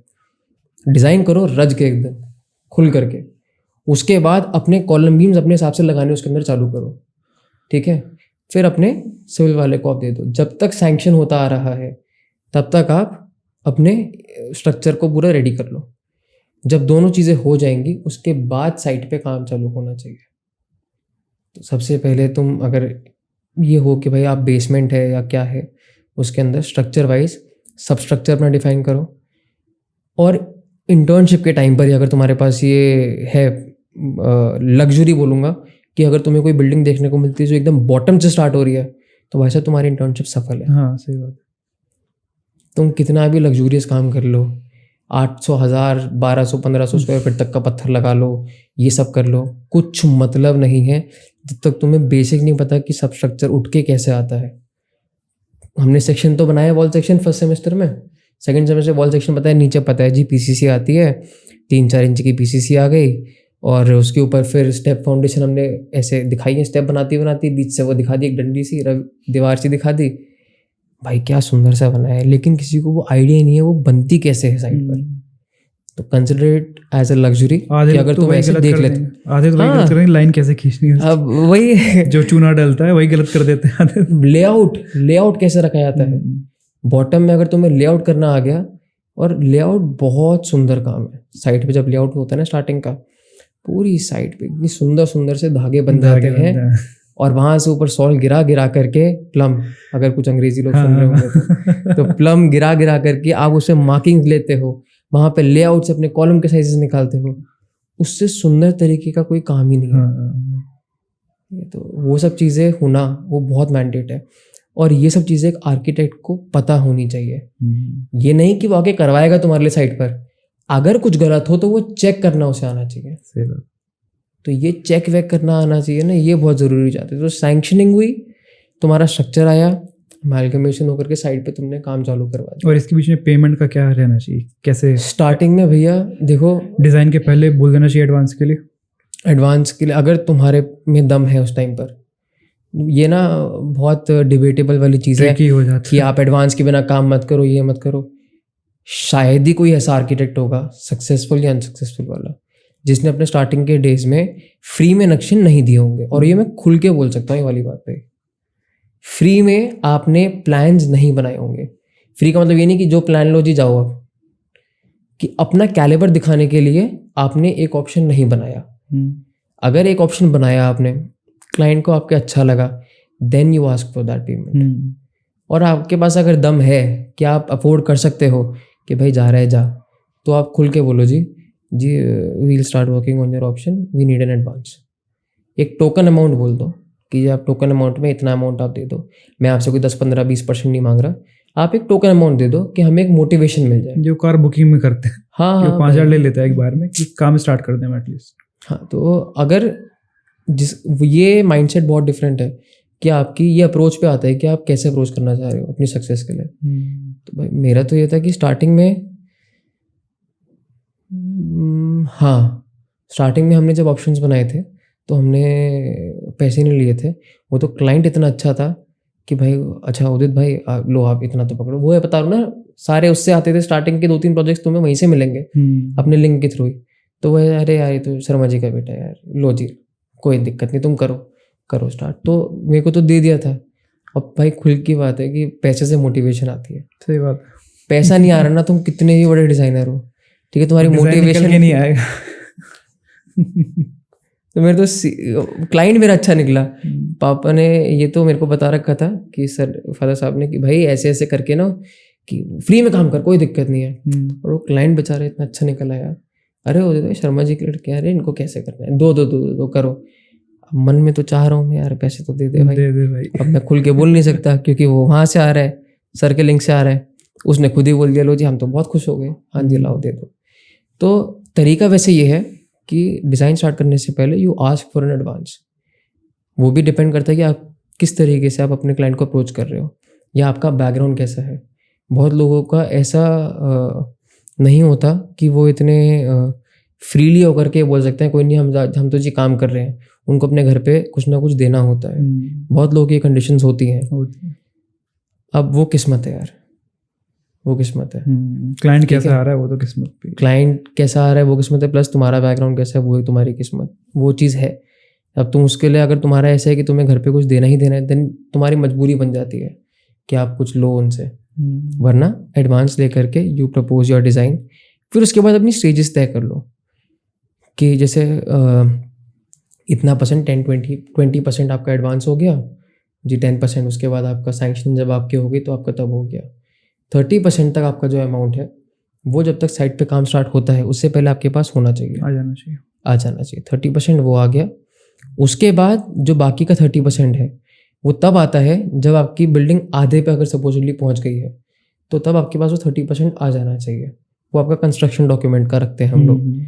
लास्ट का 30% जो सेकंड 30% होता है वो रखते हैं कि भाई जब इंटरनल लेवल पर आएगा। तो ये हमने ना बड़ा स्टार्टिंग से ऐसा रूल बना रखा था कि कोशिश करके इंटीरियर्स हम उन्हीं प्रोजेक्ट्स के करेंगे जिनकी कंस्ट्रक्शन हम लोग दिखवा रहे हैं, जिनको बेस से हमने डिज़ाइन करा है। स्टैंड अलोन इंटीरियर्स नहीं करेंगे कि आया जी ये एक ड्राफ्ट्समैन से हमने नक्शा बनवा करके 3 मंजिला बिल्डिंग खड़ी कर दी, आओ जी कमाल कर जाओ इसके अंदर अब इंटीरियर्स में, तो वो नहीं कर पाएंगे। अगर स्ट्रक्चर में हम खेल रहे हैं तो उसके इंटरनल में हम ही करेंगे। अच्छा, चाहे उसके बाद भाई तुम्हारा उसमें पड़ता खाए ना खाए वो अलग मैटर है। तो हमने स्टार्टिंग से फोकस ये रखा कि इंटीरियर्स, फ्लैट्स वगैरह का तो हम करते ही थे ऑफकोर्स, वो तो हम लोग करते थे क्योंकि अपार्टमेंट्स में कोई ऑप्शन नहीं है। बट जो रेजिडेंशियल्स हैं, ऑफिसेज हैं, कैफ़ेज़ हैं, शोरूम्स हैं, उनका हमने कोशिश ये करी है कि अगर कंस्ट्रक्शन हमने उनकी करवाई है तो बस इंटीरियर्स भी हम ही करेंगे। आर्किटेक्चर हमने करा है तो इंटीरियर्स भी हम ही करेंगे। और ये हम स्टार्टिंग में बोल करके ही करते थे। वो बहुत सारे क्लाइंट ऐसे आए हैं कि आप आर्किटेक्चर कर लो फिर इंटीरियर से बात कर लेंगे। जी नहीं, ऐसे नहीं होता। अरे हम बिना उसको सोचे हुए स्केलेटन को कैसे डिज़ाइन कर लेंगे यार? जब तक वॉल्यूम्स में बात नहीं करेंगे, वॉल्यूम्स का बात करने का मतलब ये है कि हम अंदर घुस चुके हैं उसके। सही बात है। तो मैं वही डिज़ाइन कर रहा हूँ ना, कर रहे हैं। हाँ, मैं अगर अपने स्ट्रक्चर में कैंटिलीवर्स प्रपोज कर रहा हूँ अंदर साइड पर, तो मेरे को पता है ना यहाँ से मेरे को इंट्रैक्शन करना है, यहाँ से इंट्रैक्शन करना है, तो वो वॉल्यूम में कैसे खेलेगा। अब मैं इलेक्ट्रिकल अगर दे रहा हूँ तो मेरे को पता है ना कि बेड साइड्स में यहाँ पे आना है और टीवी पॉइंट्स यहाँ पर आने हैं, तो इंटरनल में तो घुस ही गया ना मैं उसके। Although interiors is very vast, उसके अंदर बहुत सारी चीज़ें आती हैं, बट ये एक पार्ट है उसका। तो अगर आप स्ट्रक्चर हम लोग कर रहे हैं तो इंटीरियर्स भी हम करेंगे ही करेंगे। तो एंड वाला 30% हम लोग रखते थे इंटीरियर्स के लिए कि उसमें फिनिशेस क्या होनी है और सारी ड्राइंग्स वगैरह किस तरीके से क्या क्या बन के जाएंगी, तो वो सारे हम लोग इंटीरियर्स के लिए रखते थे। लास्ट का 10% रखते थे बिल चेकिंग का, 10% या 5%, कंसिडरिंग कि क्लाइंट कैसा है। क्लाइंट अच्छा तो 10% और पता है कि यहाँ पे मरेंगे तो 5%। बिल चेकिंग मतलब? बिल चेकिंग मतलब कि जिस कॉन्ट्रैक्टर ने आपके यहाँ पर आपकी साइट पे काम करा है, ठीक है, उसके बिल्स आते हैं मेजरमेंट्स के साथ, वो मेजरमेंट्स चेक आप करोगे। ये आर्किटेक्ट का काम होता है कि उसके मेजरमेंट्स चेक हो रही है। ये नॉर्मल प्रोजेक्ट्स में, वरना पीएमसी टीम होती है, उसके पास सारे बिल्स वो चेक करती है बड़े प्रोजेक्ट्स में, और फिर आर्किटेक्ट के पास सिर्फ वेरिफिकेशन के लिए आते हैं। बट आर्किटेक्ट का काम है ये वाली चीज़ का कि वो बिल चेक करेगा कि मेजरमेंट सही ली हैं, सही तरीके से ली हैं। तो वो सारी चीज़ें बिल चेक आर्किटेक्ट के पास से जाती हैं। और ये वाली चीज़ भी मैंने उन्हीं आर्किटेक्ट के पास से सीखी थी, जिनके साथ कोलैबोरेशन होकर हमने काम करा था।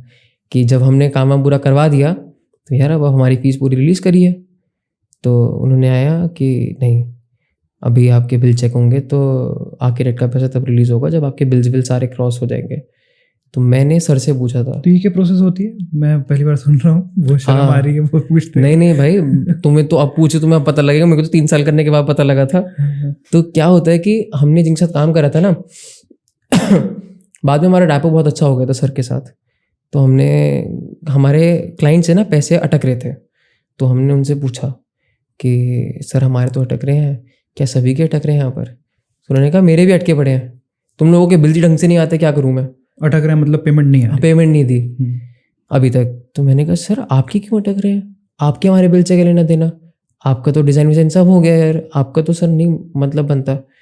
तो बड़े डर के मैंने क्वेश्चन उनसे पूछा था, सर आपका तो, क्योंकि यार वो 15 साल सीनियर आर्किटेक्ट है, मेरा क्या मतलब उनके फाइनेंशियल्स में घुसने का।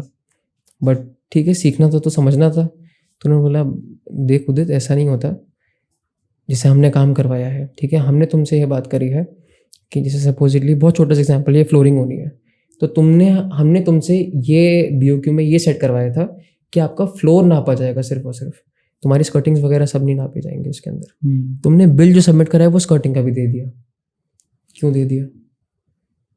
अब तुम्हारी मंशा नहीं होगी गलत तरीके से पैसे निकालने का, बट तुमने क्या करा, जो तुम्हारे वेंडर ने तुम्हें दिया तुमने वही आगे दे दिया मेरे को। तो तुम्हारी मंशा तो साफ है, लेकिन तुम्हारी ये चीज़ निकल के आ रही है कि आप जी एक्स्ट्रा पैसा खाना चाह रहे हो इसके अंदर। अब जब ये चेक करना ये क्लाइंट थोड़ी करेगा। तो उन्होंने उस टाइम पर, और मैं इससे पहले एक बोलूँगा कि आर्किटेक्चर में ना लोगों को लगता है कि पैसा नहीं है, भर भर के पैसा है इस लाइन में, तुम्हें मशीनें रखवानी पड़ जाएंगी, इतना पैसा है इस लाइन में। ये मैंने उनसे सीखा यार, बिल चेकिंग का तो पंगा है, तो बिल चेकिंग तो मुझे ऐड करना ही पड़ेगा। इसका मतलब जब वो दे रहे हैं तो मुझे तो ऐड करना ही करना है। ऐसी बहुत सी चीज़ें हैं, मैं बता रहा हूँ, जो मैं आज तक सीख रहा हूँ, क्योंकि मैंने किसी बड़ी फर्म में स्टार्टिंग में काम नहीं करा। तो हर चीज़ के अपने प्रोज एंड कॉन्स हैं। मेरा प्रो ये हुआ कि भाई मेरे को डिटेल्स पता लगी क्योंकि मैंने घुस के अंदर तक काम करा है। और उस प्रोजेक्ट में ना हम 3-4 लोग थे और मेरे सारे सीनियर्स थे उसमें। So I am so thankful to them कि उन्होंने मेरे को लिया भी इस केस में अपने साथ कि उदित को लेते हैं और साथ में करते हैं हम लोग। तो वो हमने साथ में करा। उन आर्किटेक्ट ने बिल चेकिंग वाला हमको बताया कि यार ये मैंडेट है, तो मैंने फिर तो उसको it's अपनी sort of- प्रैक्टिस में ऐड कर लिया। वो रिस्पॉन्सिबिलिटी है मतलब हमारी हाँ, कि रिस्पॉन्सिबिलिटी क्लाइंट का लॉस नहीं हो कुछ। हाँ, क्लाइंट का लॉस ना हो, प्लस हाँ यही है बात मेजरली, है ना? क्लाइंट का लॉस ना हो। लॉस नहीं। प्लस बहुत लोग क्लाइंट ना एजुकेटेड नहीं होते कि बिल चेकिंग आपका पार्ट है, क्योंकि वो हिसाब से आपको पे भी नहीं कर रहे होते हैं। सही क्योंकि बात है। अगर कोई क्लाइंट है जो आपसे कहता है भाई मेरे इतने पैसे लेकर के मार्केट रेट तो ये चल रहा है बट आप इतने पैसे लेके मेरा काम कर दो, वो क्यों तुमसे एक्स्ट्रा मेहनत करवाएगा? जो तुम्हें ढंग से पे करेगा ना वो आपसे ऐसी सर्विसेज रिक्वायर करने मतलब की। उसने जितना मटेरियल आया उस पूरा बिल आप चेक करोगे, हाँ एकदम सब कुछ सही मटेरियल्स है। नहीं, जो वेंडर्स ने काम करा है। अच्छा। मटेरियल पे भी बात आ सकती है। मान लो सपोजिटली जैसे स्टार्टिंग में ना आपने डिज़ाइन करा, स्ट्रक्चर डिज़ाइन हुआ, तो स्ट्रक्चर डिज़ाइन जब होता है तो उससे एक BOQ मांगा जाता है कि भाई इसमें कितना टन आपका स्टील इन्फोर्समेंट लगेगा, कितना क्यूबिक मीटर आपका कंक्रीट आएगा इसके अंदर, ब्रिक पर कितना होगा, प्लास्टर कितना होगा। अब जब फाइनल बिलिंग का टाइम आया तो ठेकेदार ने बोल दिया, ये हुआ था हमारे साथ एक साइट पर, कि हमने एस्टिमेटेड क्वांटिटी दी कि भाई 35 के आसपास, 35 मेट्रिक टन के आसपास आपका ये घर का पूरा फ्लोर का लोड बनता है। और जब कॉन्ट्रैक्टर ने फाइनल बिल अपना सबमिट करा तो उसने कहा जी आपने 35 बोला था, इसमें तो 42 लग गया है, ये क्यों लग गया, ऐसे कैसे लग गया आपका, तो ये 60 टन के पैसे कौन देगा? तो भाई आर्किटेक्ट के पास फ़ोन आया मेरे पास कि उदित जी यार ऐसे ऐसे हो गया है, तो ये 60 टन तो आपने, ये तो गड़बड़ हो गई आपसे। तो 1-2 टनेज ना, एक दो मेट्रिक टन ऊपर नीचे होता है वो समझ में आता है कि भाई बिल्डिंग है, बनते बनते में एक्स्ट्रा बन गया, थोड़ा सा कोई फर्क नहीं पड़ा। भाई रेजिडेंशियल बिल्डिंग में उसका लोड रेजिडेंशियल बिल्डिंग का आज के टाइम पे because of this adulteration in every material ये पहुंचा है 4.5 किलो पर मीटर के ऊपर। पहले तो 2.5-3 में घर बनते थे, ठीक है, अब जाके 4.5 का है। तो उस हिसाब से 35 अच्छा खासा लोड था उस पर। तो फिर हमें भी बड़ा शौक लगने लगा ये। तो फिर अब यहाँ पर ये चीज़ हेल्पफुल है कि जब पूरी बिल्डिंग कंप्लीट हो गई तो हमने क्या करा कि हर स्लैब पर ना आर्किटेक्ट की हम लोग 3 विजिट्स रखते हैं। एक विजिट रहती है जब साइट पे शटरिंग हो गई तो शटरिंग चेक करने आप जाते हो कि बीम्स के जो आपने साइजेस रखे थे वो सही है या नहीं है। तो आप उसमें थ्रेड वगैरह बनवाते हो लेवल चेक करने के लिए, उससे बहुत लेबर वाला काम, लेकिन चेकिंग ऐसे ही होती है। और ये चेकिंग बहुत बारी आपके बड़े बड़े ऑफिस में तो लड़के जाते हैं करने के लिए। स्टार्टिंग में मैं भी गया हूँ, मैंने करी हैं चीज़ें, खुद ऐसे चेक करी हैं कि 1-1.5 घंटे रुक करके भाई तू सूद बांध, वहाँ से लेवल चेक कर। वो वाटर लेवल कॉलेज में ये नहीं बताया जाता कि वाटर लेवल कैसे यूज़ करते हैं, पाइप वाला जो हाँ वो कैसे यूज़ करा जाता है। तो वो लगवा करके पूरे जब वाटर लेवल चेक करवाते थे। पहली विजिट शटरिंग की होती है। दूसरी विजिट तब जब आपकी साइड पे बीम्स बन जाती हैं। तो बीम्स बंधना अलग होता है और डाउन करना अलग होता है। डाउन मतलब कि जो जैसे खाने बने हैं ना उसमें आपकी बीम बंध गई तो आपने सरिया पूरा नीचे उसको बिठा दिया, क्योंकि बीम जब बनती है वो डायरेक्ट गड्ढे में नहीं बनती है, वो ऊपर बांधी जाती है आपकी, ऊपर सपोर्ट लगा कर उसको रखा जाता है ऊपर। क्यों रखा जाता है? अगर कुछ गड़बड़ी हुई तो आप उस टाइम पर चेक कर लो उसे। तो हमारे पास उस चीज़ के फोटोज थे, प्रूफ थे कि इस वाली बीम में, और सबसे इंपॉर्टेंट आर्किटेक्चर में डिज़ाइन विज़ाइन वो सब चीज़ें तो है ही है, your documentation should be very strong. Documentation boss अपना स्ट्रॉन्ग रखो। डॉक्यूमेंटेशन हमारे ऐसा रखते थे हम लोग, ये सब 2 साल बाद की बात बता रहा हूँ मैं आपको, उससे पहले तो राम भरोसे कहानी चल रही थी, क्या चल रही थी 2 साल बाद की बात है। ये सब चीज़ें सीखी फिर हम लोगों ने वहाँ से। डॉक्यूमेंटेशन ऐसी कि बीम नंबर B9 है, इसमें टॉप रीइंफोर्समेंट और बॉटम रीइंफोर्समेंट इसमें एक्स्ट्रा बांधे हुए हैं, फालतू के बांधे हुए हैं। और हर लेवल पे बीम्स चेक होते थे। अब रिंग्स चेक करते थे फिर हम लोग कि भैया रिंग्स को कैसे चेक करें कि थोड़ी गिनने बैठेंगे, लेंथ गिनी, इतनी की स्पेसिंग होनी चाहिए, इतनी रिंग्स इसमें होनी चाहिए। तो निकलती थी ओवरऑल एक स्लैब में 40-40, 50-50 रिंग्स फालतू निकल गई। तो वो सरिया का वेट कहाँ जाएगा? बढ़ी गया वो। इस चक्कर से फिर अगर वो कॉन्ट्रैक्टर ने फिर भी नहीं ठीक करी और फोटोज उसकी नहीं भेजी ठीक करा करके, तो ये हो गया जी ऐसे ही कास्टिंग हो गई है इसकी। तब जा कर के वो ऐसे जस्टिफाई हुआ जी तुमने तो सरिया फालतू बांधा हुआ था, उसके पैसे क्यों मांग रहे हो, हमने थोड़ी ड्राइंग में दिया था। तब वो 7 मेट्रिक टन का पैसा बचा है। तो इसीलिए तुम्हारी डॉक्यूमेंटेशन बहुत स्ट्रांग होनी चाहिए, बीम्स ये सब चेकिंग वगैरह सब आपका हिसाब है। बिल चेकिंग का मतलब ये है, ऐसे बिल चेक होने के लिए आते हैं आपके पास। और ये जब तक 1-2 बार ऐसे केसेस आएंगे ही ना, और बहुत थैंकफुल रहो यार अगर ऐसे केसेस आ रहे हैं तो। सही बात है। तुम्हें करने को मिल रहा है बॉस, बी वेरी थैंकफुल। बहुत टेढ़े केसेस आए हैं, जैसे ये एक रीइंफोर्समेंट वाला था, फिर ऐसे ही मेजरमेंट्स वाला ये सब चीज़ें आ गई, किसी ने भाई ने छज्जे भी नाप दिए मेन स्लैब के रेट पे। तो ऐसे cases and be very thankful अगर ऐसी चीज़ें आती हैं तो, क्योंकि you learn from these things. तो ये पूरा प्रोसेस है इसका काम वाम करने फिर का। उस क्वेश्चन पे आते हैं जो आपने बोला था, इशू प्रॉब्लम आती है ना, कौन से क्या क्या प्रॉब्लम्स हैं जिसमें problem है। आपके पापा ने हेल्प करी फिर। ओह हाँ, वहाँ तो मैं बता रहा हूँ, जो भी बैकग्राउंड है ना यार, फुल एक्सप्लॉइटेशन रखो अपने बैकग्राउंड का। मेरे पापा प्रोफेसर है। You can still exploit him, कि भाई वो जो जहाँ पर आप पढ़ा रहे हो उनके सारे प्रोफेसर लाइन में कहीं ना कहीं होंगे, किसी का स्कूल वगैरह कुछ तो रेनोवेशन में होगा ना, बस वहाँ से एक्सप्लॉइटेशन निकालो। तो मैं बहुत ही खड़ा गंदा वर्ड है एक्सप्लॉइटेशन। नहीं, और मैंने तो अपने फादर साहब को खूब करा है, ठीक है। तो एक केस ये पहला केस था और ये स्टार्टिंग में ही आया मेरे सामने। भाई एक रेजिडेंशियल हम प्रोजेक्ट कर रहे थे, और भाई it's a boon to have an architectural project in your initial years. तो हमको मिला वो, अब उनको हुआ कि बेसमेंट बनानी है। ये स्कूल कितने बड़ा स्कूल नहीं था, रेजिडेंशियल रेसिडेंसी था। अच्छा अच्छा सर। स्कूल तो मैं आपको बोल रहा था, अपने फादर से लिंक निकलवा के स्कूल के प्रोजेक्ट लो कोई। तो वो रेजिडेंशियल का है, उनको कहा था कि भाई बेसमेंट बनाना है। अब बेसमेंट बनाना है, जो आपके दोनों तरफ के प्लॉट्स हैं जो बने हुए हैं वो बने हुए हैं लोड बेयरिंग स्ट्रक्चर पे, कॉलम बीम्स ही नहीं है उसके अंदर, और दोनों में किसी में बेसमेंट भी नहीं है। भाई मेरे लिए हालत ख़राब मेरी, ये क्या केस आ गया यार। अब क्लाइंट को ये भी नहीं बोल सकता कि जी मुझे तो पता नहीं है, वो बोलेगा जी हम दूसरे को ले लेंगे, वो मैं अफोर्ड कर नहीं सकता। यहाँ मेरे को अपने सर की गाइडेंस मिली, पूरी गाइडेंस मिली। उसमें करना क्या क्या था? उसमें ये था कि जैसे मान लो गड्ढा खुदा, ठीक है, तो आपका जो बेस आया जिस पे आप अपनी फुटिंग फाउंडेशन बनानी स्टार्ट करोगे, वो रोड लेवल से कम 10-12 फीट आप नीचे से स्टार्ट करोगे। बगल वाले प्लॉट की तो फाउंडेशन ही 4-5 फीट पे डली हुई, क्योंकि उसमें बेसमेंट ही नहीं है। अब गर्मी का टाइम, तो अब नीचे निकली मिट्टी, निकली उसके, वो निकला रेता निकला, और वो सूखे और भागे, सूखे और वो रन करे, वहाँ से एरिया खाली हो।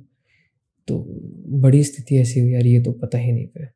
वहाँ पर एडवाइस मिली मेरे को उनसे, वहाँ पर उन्होंने ये बताया कि भाई ऐसे नहीं, इसको इस तरीके से टैकल कर कि भाई वहाँ पर सारे पार्ट को मत एक बारी में निकलवाओ। अब ये बहुत ही देसी हिसाब है, ठीक है। If you go for professional तो उसमें ही होता है कि आप पूरे जैक्स एंड बोल्ट्स लगा करके उसको स्टॉप करते हो, फिर आप फिर अपना एक बारी में आप रिटेनिंग कास्ट अपनी करते हो, पूरा गड्ढा पहले नहीं करते आप। तो ये प्रॉपर तरीका है करने का।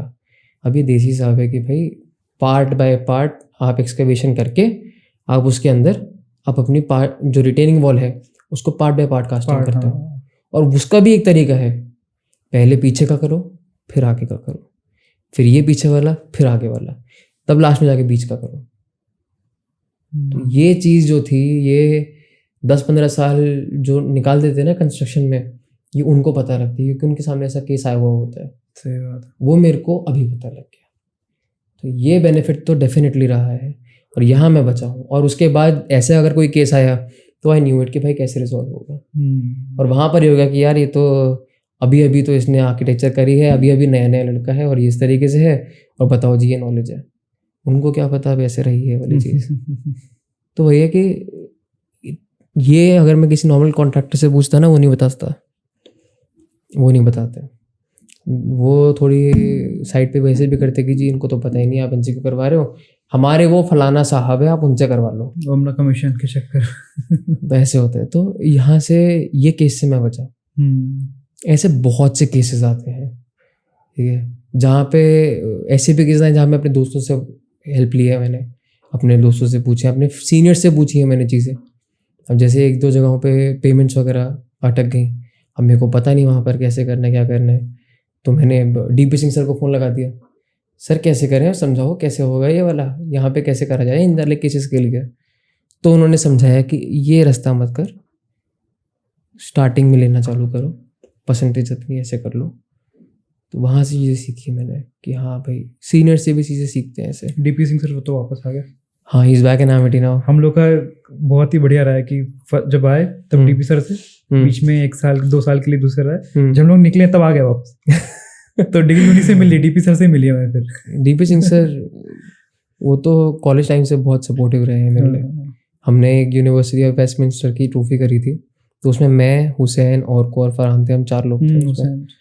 तो DP Singh sir was a believer and he is still a believer, he is a believer. तो उन्होंने, हम 4th ईयर में थे, हमें लाइव साइट बनानी थी, पहली बार UOW की ट्रॉफी निकली थी। उन्होंने जितना सपोर्ट करा था, चाहे मेंटली हो, फाइनेंशियली हो, हर जगह सपोर्ट करके उन्होंने कहा यार ये बच्चे बढ़िया कर रहे हैं, इनको दो, करो। एंड उनका फेथ था पता नहीं क्या, हम लोग सेकंड भी आए उसमें पूरे साउथ एशिया में। तो वो निकला है साहब बड़ा अच्छा। तो सपोर्ट हमेशा से डीपी सिंह सर का रहा है। तो ऐसे ही ना, अब ये सारी ना कड़ियाँ हैं, पता है कि आप एक्सेप्टेंस अगर तुम्हारे अंदर होगी ना, तो ये बड़ा मॉरल साइंस पे चला जाता है अभी ये पूरा का पूरा सिस्टम।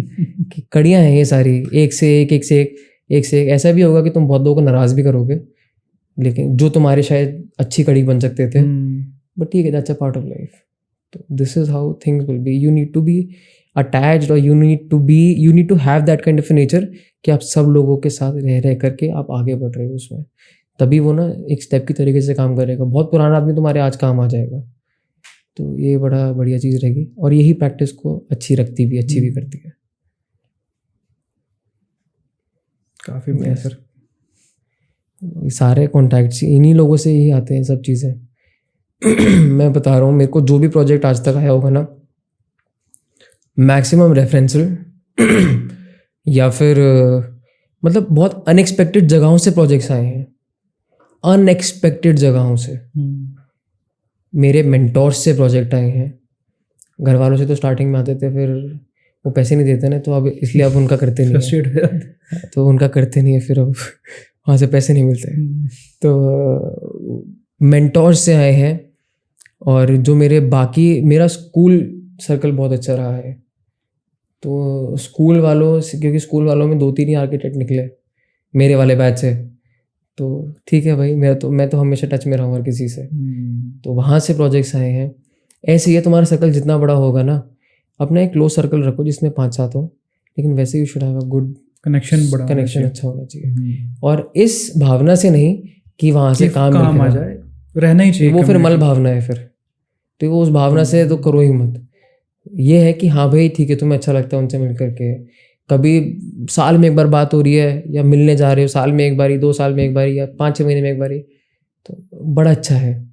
मैं अपने स्कूल फ्रेंड से, मेरा क्लास 5th में था, ओम एक स्कूल फ्रेंड था मेरा, तो 8th क्लास में वो निकल गया। हम फेसबुक पे कनेक्ट हुए। मैंने आर्किटेक्चर करने के 2 साल बाद हम जाके कनेक्ट हुए, क्योंकि वो स्कूल छोड़ चुका था। वहाँ हम कनेक्ट हुए उसके बाद, और कनेक्ट होने के बाद उसका आया कि भाई, कि मैं तो ऐसे स्कूल में कहता था ना कि अगर मेरा घर बनेगा तो भाई तू बनाएगा, जबकि मैं तो आर्किटेक्चर का सोचा भी नहीं था तब तक। उसको पता था फादर साहब का कंस्ट्रक्शन का है, ज़्यादा मैनिफेस्टेशन भाई बहुत ज़्यादा अच्छी खासी हो गई। कहता मेरा ये तो उदित तेरे से तू घर बनाएगा घर। मैंने कहा हाँ शायद तूने बोला होगा भाई, मुझे तो ध्यान नहीं। तो वो आया और मिला आकर के, और जब वो आकर के मिला तो भाई ऐसे ऐसे है, ये घर बनाना है, अब बना कुछ बढ़िया सा, कुछ अलग कर इसमें।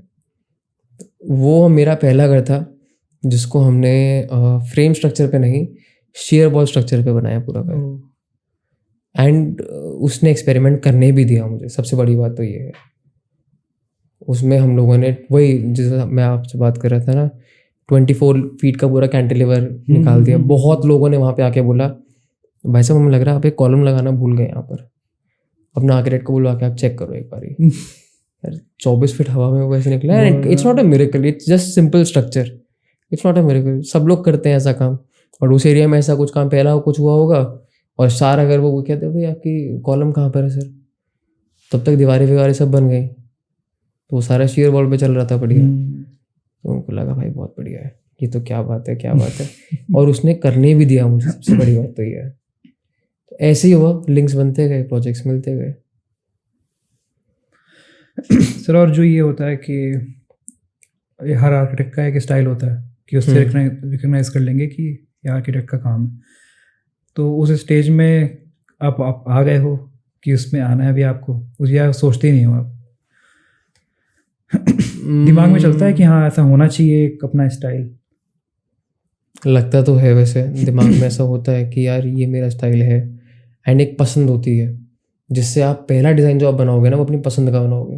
अब जैसे मेरा मन ये होता है कि मान लो अगर कोई किसी रेजिडेंस में वॉक इन कर रहा है, तो अगर उसको एक वॉल्यूम प्ले दिख रहा है जो कि स्ट्रेट लाइंस में चल रहा है सारा वॉल्यूम प्ले, तो वो कहीं ना कहीं आज नहीं तो 7-8 साल बाद शायद वो समझ जाएगा ये इस फर्म का काम है, कुछ अलग सा काम है, तो ये इस फर्म का काम बिग है। का एक समझ आता है, स्टेपिंग यूज करेंगे, संजय पुरी के थोड़ा कर्व तो रहेगा, वो कर्व रहेगा या फिर कुछ Extrude कोने कोने से ऐसे निकल आएंगे। हाँ। ठीक है, अब हर किसी का अपना अपना स्टाइल है। मेरे को सबसे बढ़िया स्टाइल जो लगता है ना वो चार्ल्स कोरिया का लगता है।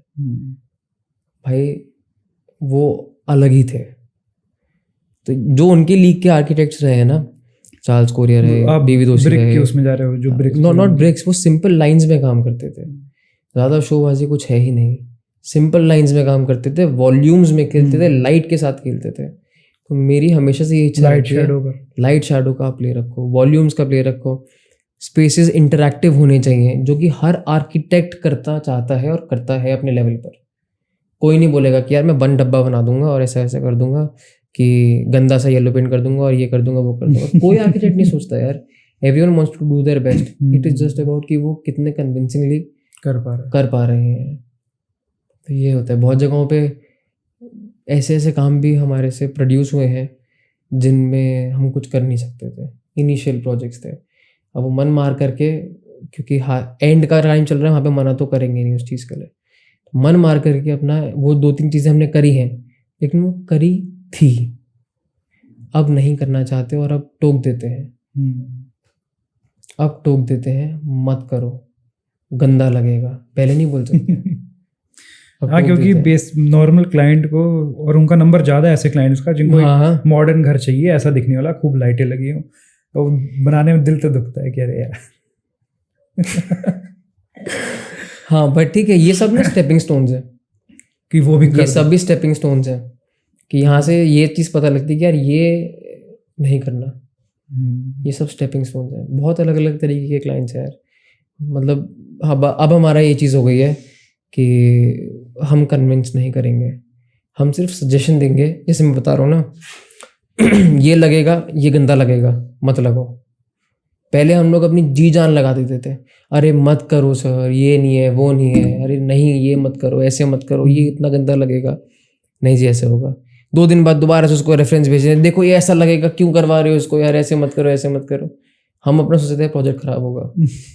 अब उसके बाद अब ऐसा हो गया भाई, इनका कुछ नहीं हो सकता है। हाँ एजुकेट करो, बट कन्विंसिंग नहीं हो पाएगी। नहीं, मैंने बहुत छोटा सा घर किया था अभी, बहुत ही कम रेट में। तो वो इधर घर बना, इधर घर बना, बीच में प्लॉट खाली, पीछे घर बना है, उस पर भी उनको सेटबैक नहीं छोड़ना है। सोच रहे हो कहाँ से वेंटिलेशन आएगी, कहाँ से क्या आएगा। वो बोल रहे हैं आपने साइड से जगह छोड़ दी है, रूम छोटा हो गया, उसको बड़ा करो। तो मैं बोला एक तो पैसे कम है, इसको क्या समझाऊं। मैंने बोला ठीक है, तो आज से 10 साल बाद आप इस रूम में रह रहे होंगे, ना लाइट आएगी, ना बिल्कुल रोशनी नहीं आएगी, कोई ना एसी लगा सकते हो यहाँ पे आप, सिर्फ पंखा चलेगा, तबीयत खराब होगी मुझे मत फ़ोन करना। बोलते अच्छा हाँ सर, वो थोड़े गांव के हैं। तो बोले हाँ सर सही बोल, अच्छा ठीक है, अब आपको जो करना कर लीजिए, अपने हिसाब से कर लीजिए। तो मैंने अलग तरीके से समझाया, एजुकेट करो कि वो ऑफेंड भी ना हो। मैं बोला कि मुझे फोन मत करना भाई, तबीयत खराब हो बाद में। तो तुम्हारा बहुत अच्छा तरीका है यार, तुम अगर किसी को बिना ऑफेंड करे अपना काम करवा सकते हो ना, it's a very good thing. तो वो एक बार हमारे तो लोग नाराज हो जाते हैं। हुआ है, ऐसा भी हुआ है यार, वो तो बात करने की तमीज नहीं, वो ऐसे कर दिया उसने। अब भाई क्या करूं, तो हमने कैसे बोल दिया, क्या बोल दूं मैं, ठीक है नहीं ऐसा लग रहा। अच्छा आप ऐसे आप नहीं बोल, मैं ऐसे बोल दिया है मैंने, नहीं अच्छा लग रहा, क्या करूं मैं।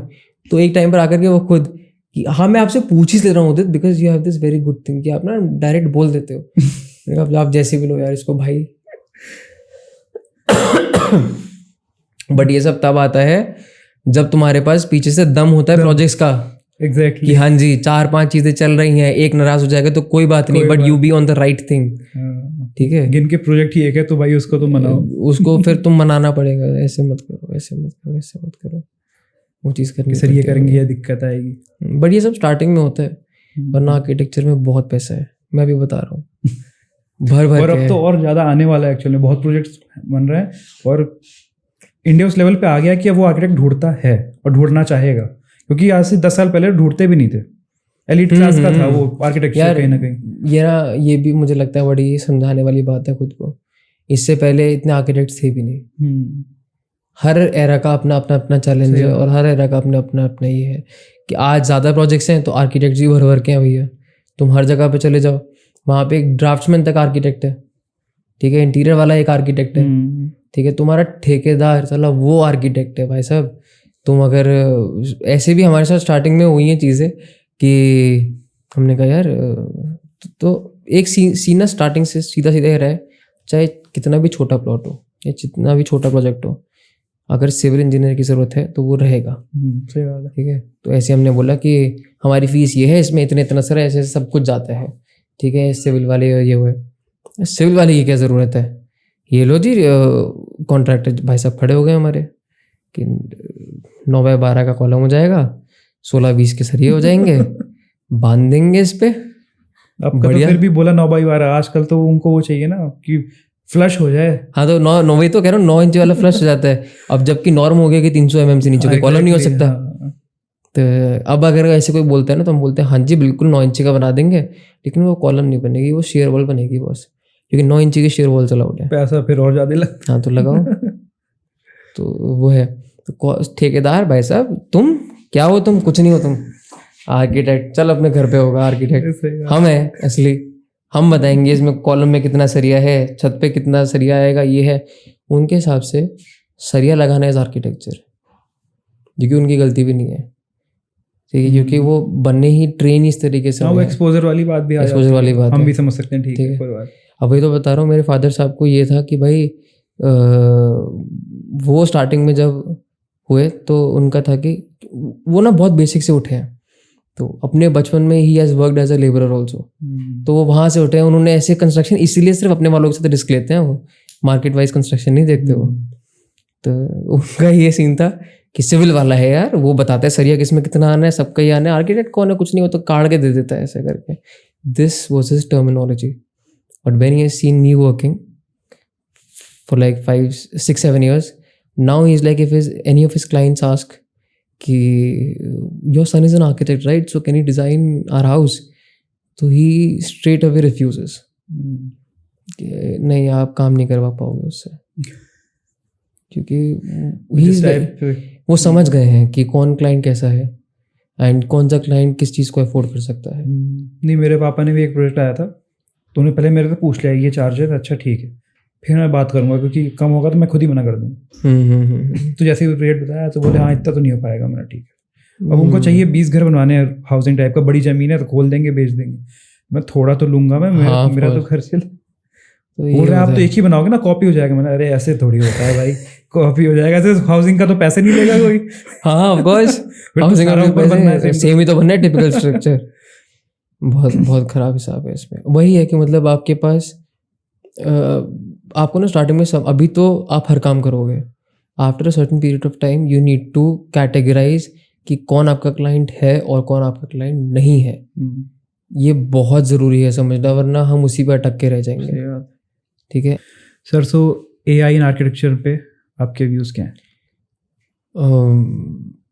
ये ना क्वेश्चन काफ़ी बार पूछा गया है वैसे तो हाँ, मैं एकदम उस टाइम भी रटा हुआ मेरा पूरा जवाब था एक, कि जो मैं हमेशा से सोचता आ रहा था ना इस चीज़ के लिए, कि इसको हम ऐसा सोचे ना कि यार AI आ गया, आर्किटेक्ट की जॉब खा जाएगा, ये हो जाएगा। ऐसा कुछ नहीं होने वाला है मेरे ख्याल से। I am not sure about the date, but AutoCAD came in India 1987-88 में शायद ही आया था, और उस टाइम पे कंप्यूटर रख करके AutoCAD करना तो भाई साहब लोगों को लगता था यार ये जॉब्स खा जाएगा, क्या है और क्यों करा है, इसमें मतलब यहाँ पर हम लोग पेंसिल एकदम सेट स्केल लगाते हैं, एकदम घुमा करके पेंसिल लेते हैं, बार बार शार्पन करते हैं, सब ये सब हार्ड वर्क, तो अब ये सब तो खत्म हो गया hard work, and AutoCAD has made our life so easy. अब तो ड्राफ्ट्समैन की ज़रूरत ही नहीं हम लोगों को। ऐसा लगा कि आर्किटेक्ट्स उस टाइम के बाद से प्रोड्यूस होने कम हो गए, ऐसा तो बिल्कुल भी नहीं हुआ है जी, बढ़ते ही गए हैं। So it's not gonna happen like this कि AI आ गया तो आर्किटेक्ट्स कम हो जाएंगे या फिर आर्किटेक्ट्स की वैल्यू कम हो जाएगी। So I did use this one software, SketchUp के साथ एक आया था उसका Veris.ai, मैं यूज़ कर रहा हूँ। हाँ, तो मैंने वो यूज़ करा, ठीक है। अब मैंने एक रेजिडेंशियल उसमें डाला रेंडरिंग के लिए। अब उसमें मैंने डाला कि जो कीवर्ड्स डालते हैं, आई वाज जस्ट चेकिंग कि इसका रीच कितना है यार। तो मैंने लिखा मिनिमलिस्टिक और 2-3 जो उसमें डाल दिए, मिनिमलिस्टिक लिख दिया, रेजिडेंस लिख दिया, स्मॉल स्केल लिख दिया, तो वो रेजिडेंस दिखा दिया। अब उसी चीज़ को मैंने लिखा अर्बन स्केल, टाउनशिप लेवल, और ये सब चीज़ें जब मैंने लिखी तो वो मेरे को लार्ज स्केल पे ले गया, वॉल्यूम ही डिफरेंट कर दिया उसने। तो चाहे वो करने वाली चीज़ आसान होगी, लेकिन वर्ड्स तो आर्किटेक्ट को चूज़ करने हैं ना। एग्जैक्टली, वर्ड्स तो आर्किटेक्ट ही डालेगा ना उसके अंदर। वही तो। एंड जब ये चीज़ आसान हो गई है, अब पहले अगर एक शीट पर 7-8 लोग या 4-5 लोग लगते थे एक शीट पर, जब वो ड्राफ्ट होती थी, बड़ी 4-5 लोग थे, तो इतनी डिटेल ड्राइंग्स थोड़ी बनती थी। डिटेल्स जाती थी, बट एक प्रोजेक्ट का ऐसा नहीं था कि 200 250 ड्राइंग्स बन रही है। कैड ने क्या करा, वो टाइम फ्रेम स्लो कर दिया, टाइम फ्रेम रिड्यूस कर दिया, ठीक है, टाइम फ्रेम रिड्यूस कर दिया। और ये हुआ कि एक टाइम पे मैक्सिमम प्रोजेक्ट्स को आप टेक केयर कर सकते हो उसके अंदर। तो वो रीच बढ़ा दी, सिर्फ रीच बढ़ाई है, टाइम रिड्यूस करा है। इसका मतलब ये नहीं कि उसने लोगों को खा गया वो। ऐसा नहीं, बल्कि लाइफ इजी ही कर रहा है, लाइफ इजी ही कर रहा है वो। ऐसे ही AI का काम है कि वो भी एक तरीके से प्रोसेस को, जिसको यूज़ करना आ गया, वो प्रोसेस को सिंपल कर देगा, लेकिन उसके अंदर फिर और एक्सपेरिमेंटेशन की चीज़ें बढ़ जाएंगी। तो आई थिंक ठीक है, अभी ट्राई कर रहे हैं लोग, अभी भी उस चीज़ को हाईलाइट होने में ना लगेंगे अभी 4-5 साल और, जब वो पूरी लैंग्वेज को पढ़ना सीख जाएगा। इट्स गोना टेक, अभी तो डाटा ले रहा होगा पूरा। बिल्कुल। AutoCAD भी जब आया था, अभी 2000 में जाकर के थोड़ा ऐसा हुआ है AutoCAD, हाँ जी, हर जगह पे लग रहा है, हर जगह लगा है। पहले AutoCAD गाली पड़ती थी, अब इसको पड़ती है। अब देखो AutoCAD के कितने सारे आ गए। अब 2010 से BIM चल रहा है। अब BIM जो चालू हुआ 2010 में चालू हो गया। हम लोगों ने नाम कब सुनना चालू करा उसका, 2018 या 19 में आकर के, मैंने 18 में आकर के चालू करा सुनना कि भाई BIM ऐसा इंटीग्रेशन करके होता है, इंटीग्रेशन करके मॉडलिंग होती है पूरी सब चीज़ों की। तो अब जाकर के BIM ऐसा हुआ है कि हर कोई उसको यूज़ करना चाह रहा है, क्योंकि वो प्रोसेस सिंपल करता है। जिस चीज़ के लिए आप 7-8 ड्राइंग्स बनाते हो, वो आपका 2-3-4 ड्राइंग्स में काम खत्म कर देता है एक बारी को, क्योंकि एक्सप्लेनेशन उसमें ज़्यादा आसानी से हो जाती है। तो वही है, softwares will make your life easy, but will never, and it can never replace your hard work. It will not replace that. आसान कर देगा लाइफ कि भाई ये है कि आप एक टाइम पे मैक्सिमम चीज़ें आप कर पा रहे हो, बट इसका मतलब ये नहीं कि बहुत आसानी से कर पा रहे हो। रीचेबिलिटी बढ़ाएगा डेफिनेटली। तो AI भी एक टूल ही है यार, जैसे डिज़ाइन है ना, डिज़ाइन अचीव करने के लिए AI is just a tool. उसको टूल की तरीके से यूज़ करो। आज भी अगर हम लोग स्केचिंग या कुछ डिज़ाइन करने बैठते हैं ना, तो मेरे हिसाब से, मैं तो पर्सनली जब तक एक स्केच ना बना दूँ, जोनिंग्स वगैरह वो बुड्ढे वालों के साथ पेंसिल से कुछ करना दें, अगर हम लोग जोनिंग वर्कआउट ना कर दें, तब तक we don't put it on CAD, ठीक है। अब स्टूडेंट्स को ये चीज़ समझनी बहुत ज़रूरी है आज की डेट में। When I am teaching in class, तो स्टार्टिंग में ये हमको डेवलप करना पड़ता है लोगों को कि भाई start with a paper and pencil first. आप थॉट्स डालो, कंसेप्ट क्या चीज़ होती है वो डालो। कंसेप्ट क्या है, लोग बोलते हैं भाई मिनिमलिज्म और ये वो सस्टेनेबिलिटी, ये सब कंसेप्ट थोड़ी होते हैं। These are your tools. Concept मेरे हिसाब से वो चीज़ है, जैसे एक कॉम्प्लेक्स बनाना है, तो यार इसको जो इनिशियल थॉट आ रहे हैं ना तुम्हारे दिमाग में कि इसको ऐसे बनाएंगे कि मैं एक वॉल्यूम प्ले रखूँगा इसके अंदर और क्यूबॉइडल्स को अरेंज करूँगा ऐसे ऐसे ऐसे, ये जो इनिशियल थॉट्स आ रहे हैं ये तुम्हारा कंसेप्ट है। अब वो लोगों को लगता है कि मैं कंसेप्ट, कि भैया क्योंकि इतनी मेहनत करके 3-4 बारी में आप उसको एक टर्म दे देते हो, तो इसलिए लोगों को लगता है कि हाँ यार ये कंसेप्ट एक टर्म हो गया। बैक टू बेसिक्स वाला किसी ने सोच के बनाया कि मैं पुराने स्टाइल में बनाऊंगा, हर दूसरा बंदा आज की डेट में बैक टू बेसिक्स लिख देता है यार। ऐसे थोड़ी होता है वो, थीसिस के टॉपिक से ही हाँ बैक टू बेसिक्स। हमने भी ये सब चीजें करी हैं, करते ही है तभी सीख। कंसेप्ट बना दिया ब्रिक हाउस, ब्रिक से तो सारी दुनिया बना रही है भाई। मेरा बहुत फायदा हुआ था कंसेप्ट को लेके कि अभय सर को आप जानते होंगे। हाँ अभय कौशिक सर, अभय कौशिक सर, वो स्टार्टिंग में मिल गया और वो फर्स्ट ईयर में ही अच्छे से मानने लग गए थे। उन्होंने डिज़ाइन क्लियर कर दिया था, मैं डिज़ाइन ये होता है, ये नहीं होता कि ग्रीन लगा के बोल दिया ग्रीन बिल्डिंग। हे प्रभु। तो और सेकंड सेमेस्टर में एक अच्छा सब्जेक्ट पढ़ाया सर ने, फसाड, काइनेटिक फसाड। उसके बाद से तो काफ़ी क्लियर हो गया यार। वही चीज़ है, तुम्हारे आगे जो चीज़ें आ रही है ना, इंस्टेड ऑफ फोकसिंग कि यार ये नहीं हुआ, फोकस ऑन दैट यार ये हो गया, तो बड़ा आसान हो जाएगा सक्सेस लेना फिर उसमें। यार ये हो गया, वाह जी वाह। अब ऐसे भी प्रोजेक्ट्स गए हैं जहाँ मतलब लॉस भी हुआ है, मतलब, लेकिन उसको अगर मैं लेके बैठ जाऊँ कि यार ये नहीं होना चाहिए था यार, ये नहीं, उस टाइम तो ऑफ कोर्स बुरा होता है, कोई महात्मा संत थोड़ी है ज़्यादा सोचेंगे ही नहीं। बिल्कुल भी बहुत बुरा थोड़ा होता है, तो उस टाइम तो लगता है यार ये क्या हो गया, बेकार हो गया। But don't let that thing come in between your thought processes. यार हो गया अब चलो ठीक है, बुरा तो हुआ ही है। मैं तो बहुत पेमेंट नहीं आती, मैं तो बहुत गुस्सा आता है, बहुत बुरी गाली सुना, मुझे लगता है छोड़ कोई बात। मैं तो ये सब चीज़ें ऐसी सीखते हैं ना, बहुत कोसता हूँ मैं तो। 2 साल पहले मैं यहाँ पे बैठा होता, अगर 3 साल पहले, तो मैं बोलता है ये ऐसे होते हैं। बट धीरे धीरे यू डेवलप दिस काम नेचर तुम्हारा बनता जाता है, ताकि you start focusing on things जो कि तुम्हारे पाथ के लिए अच्छी रहेंगी, ना कि जो कि तुम्हारे साथ ऐसी चीज़ें हो रही हैं। तो फोकस ऑन दैट जो कि बढ़िया चीज़ें चल रही हैं तुम्हारे साथ। ठीक है, अगर तुम्हें कुछ चीज़ कचोटती है तो बहुत बढ़िया है।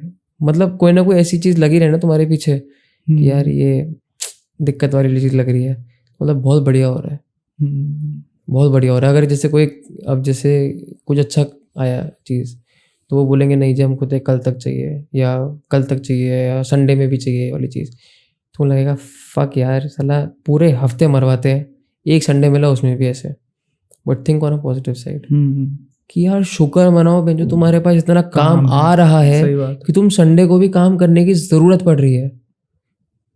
बहुत लोग ऐसे हैं भाई साहब, मतलब ईश्वर से डर के बहुत लोग ऐसे हैं जो 10-10, 15-15 साल बाद भी कि सैटरडे संडेज नहीं अपना मतलब एंजॉय कर रहे हैं, या वो प्रेशर नहीं है काम का, क्योंकि कुछ लोग तो लेना नहीं चाहते, कुछ लोग होते हैं जो नहीं मिलता।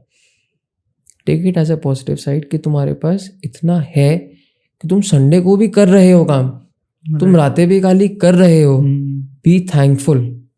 कॉलेज के बाद बहुत टाइम बाद मुझे ऐसा टाइम मिला था कि मैं रात को बैठ के डिज़ाइनिंग काम कर रहा हूँ, क्योंकि दिन में कर नहीं पा रहा हूँ, टाइम नहीं मिल रहा। एंड ये बहुत, अब या तो तुम ऐसे हो जाए यार पूरे दिन काम करते हैं, किच करते रहो इस चीज़ को लेकर के, नहीं तो be thankful boss, be thankful to God कि तुम्हारे पास इतना है कि तुम्हें ये टाइम भी साला कम पड़ रहा है। बी थैंकफुल फॉर दैट, और बड़ा मज़ा आता है। ऐसे अगर सोचने लग जाओ ना तो तुम्हारी इनटेक लेवल बहुत बढ़ जाती है। तो मैं तो अगर कुछ नया आता है ना, अब जैसे कुछ चीज़ें नई हैं, जब भी कोई ऐसी नई चीज़ आती है बड़ी खुशी से आती है, यस संडे को भी काम करने को मिल रहा है, मज़ेदार कुछ नहीं, क्योंकि तुम काम संडे या ऑफ टाइम पे काम कभी कर सकते हो जब तुम्हें वो काम अच्छा लग रहा हो। ठीक है, स्टार्टिंग में रेजिडेंशियल अच्छे लगते थे, अब मन रुक जाता है। तो कोई ऐसी चीज़ आ रही है जहाँ पे तुम्हें अपना कुछ काम करने को मिल रहा है मज़ेदार सा, तो तुम उसके लिए अगर ऐसे ऑड आवर्स पे भी काम कर रहे हो ना, बड़ा मज़ा आता है। तो बी थैंकफुल कि भाई ऐसा कुछ मिल रहा है, इतना मिल रहा है। इसी सिमिलर चीज़ एलेक्स सर ने बोली थी माई स्पेस आर्किटेक्ट्स में, जिस दिन लास्ट डे था मेरा, वो उस दिन बोल रहे हैं कि सी प्रतीक, हमारा जो है, मैं 10 बजे तक भी यहाँ बैठता हूँ, हम लोग तो हमारे लिए यही घर है हमारा, एकदम चिल रहते हैं, हमें मज़ा आता है, हमें टेंशन नहीं हो रही इस चीज़ की। ये नहीं कि घर जाके सेट, यहीं हम खुश हैं, हमें यहाँ रात भर ही बैठा तो हम यहाँ खुश हैं। तो ऐसा काम चुनना बहुत सही बात है यार। मैं अभी क्या टाइम हो रहा है, 9:30 बज रहे हैं, ठीक है। अगर ऐसी ही मैं किसी डिफरेंट जगह पे ऐसी बात कर रहा होता तो अब तक मेरा हो चुका होता यार। कितनी क्या करूँगा, ये है कि मुझे इस चीज़ में मज़ा आ रहा है ना, कि I am giving out my experiences जो मैंने देखा, प्लस डिज़ाइन क्या होता है, वो समझाना, ये सब चीज़ें, तो मज़ा आता है इस सब चीज़ों में। तो ये सब चीज़ें, इनके बारे में सोच करके जब इतना मज़ा आता है तो ये सब करने में कितना मज़ा आता होगा। लिटरली। तो इसलिए मैं बैठ के यहाँ पे बात कर रहा हूँ, खूब बड़ा मज़ा आता है। वरना मतलब बहुत बार ऐसे होता है कि मैं अपने बर्थडेज पर भी ना, पिछले साल तक तो ऐसा, अब तो शादी हो गई इस वजह से फ़ोन स्विच ऑफ कर नहीं सकता, नहीं तो उससे पिछले साल मैं 10 से 5 बजे तक फ़ोन स्विच ऑफ कर देता था।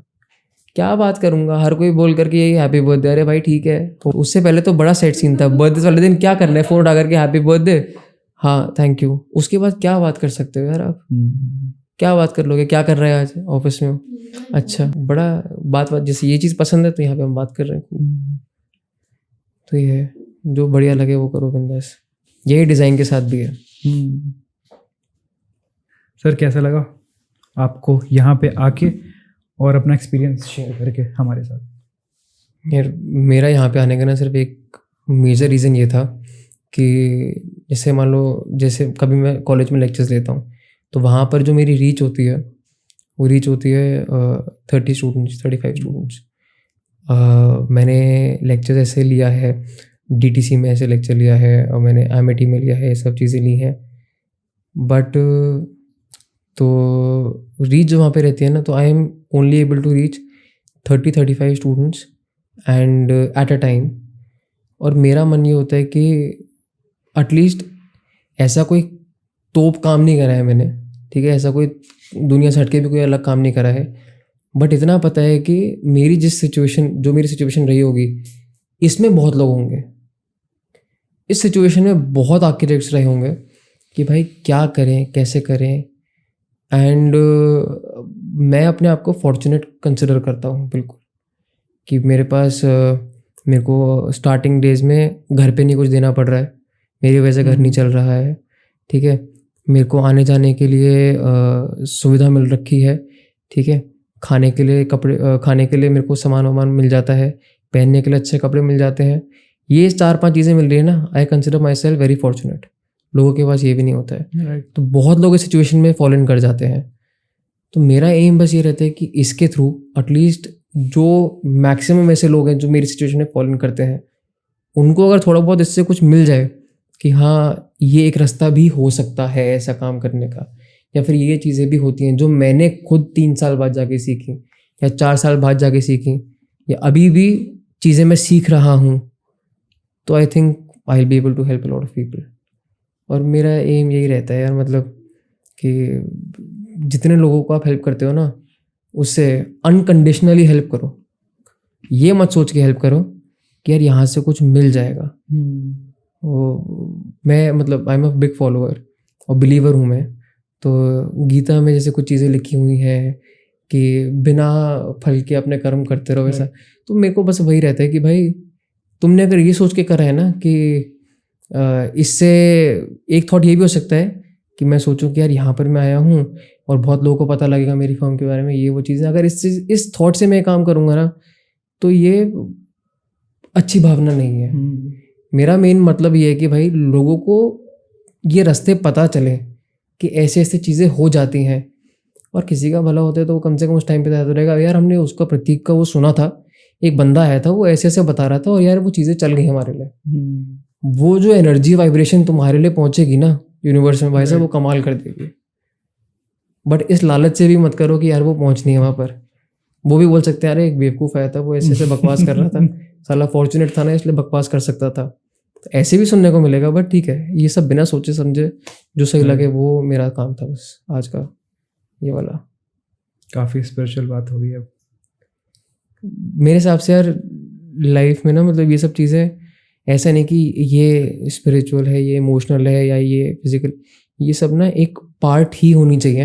अब ये हम लोगों का एजुकेशन सिस्टम इतना महान है कि हम लोगों को लगता है कि हम भक्तों वाली बातें कर रहे हैं, बट कि ये हमारी लाइफ होनी चाहिए। एग्जैक्टली। और ये अगर आज की जनरेशन के बारे में जाके अगर बोले ना 10 लोगों के बीच में, तो रहे देखिए पागल है, कैसी बातें कर रहे हैं, सही बात, क्या बात कर रहे हैं। हो सकता है सेम बंदे को 10 साल बाद वही चीज़ रियलाइज हो। हाँ ऑफ कोर्स होती हैं बहुत लोगों को होती हैं। तो वो है, अब मेरा तरीका ये है भाई, मेरे को कोई इस पर कुछ भी नहीं है, मेरा ये तरीका है तो मेरा ये तरीका है। बहुत लोगों का तरीका है भाई वो पार्टीज करने जाते हैं, उनको वहाँ से प्रोजेक्ट्स मिल जाते हैं, वहाँ से वो एक्सेल कर रहे हैं तो अच्छी बात है। बट मेरा तो ये तरीका है कि मैं तो टेंशन नहीं ले सकता, मैं डाल देता हूँ, अपना काम करना चाहिए। बस उस पर डाल दिया भाई, अपने आप भुगत, जो भी है अपने आप देख। तो मेरा माइंड सोचने का ये है कि ऐसे मैं अपना दिमाग साफ रखता हूँ चीज़ों का। हाँ, क्योंकि ये सोचेंगे फ्रस्ट्रेशन बढ़ेगी, काम अच्छा नहीं होगा। हाँ, बहुत लोग ये मेडिटेशन कर लो, तो वो उनका काम करने का तरीका है इस तरीके का। हमारा काम ही मेडिटेशन। हाँ, मेरा तो ये है भाई कि जो है डाल दो उसके ऊपर, वो अपने आप भुगतेगा, जो भी है तुम्हारे लिए अच्छा कर देगा बस। तो यही है बस। Thank you so much sir, you are welcome for calling me, for having me here. और इन चीज़ों के लिए तो टाइम ही टाइम है। ज्ञान बांटना। हाँ, वो किसी को ज्ञान लग सकता है, किसी को बकैती लग सकती है, किसी को कुछ भी लग सकता है। It's about the person who is watching this video and उसका परसेप्शन है बेसिकली। बहुत लोग उसको समझेंगे कि यार बढ़िया बात है, बहुत लोग समझेंगे नहीं, आई एम श्योर कि बढ़िया बात ही लगेगी। आई होप कुछ मतलब बढ़िया सबका हो जाए इससे, कुछ भी जो भी है। ठीक है, थैंक यू सर, शुक्रिया for having me over here.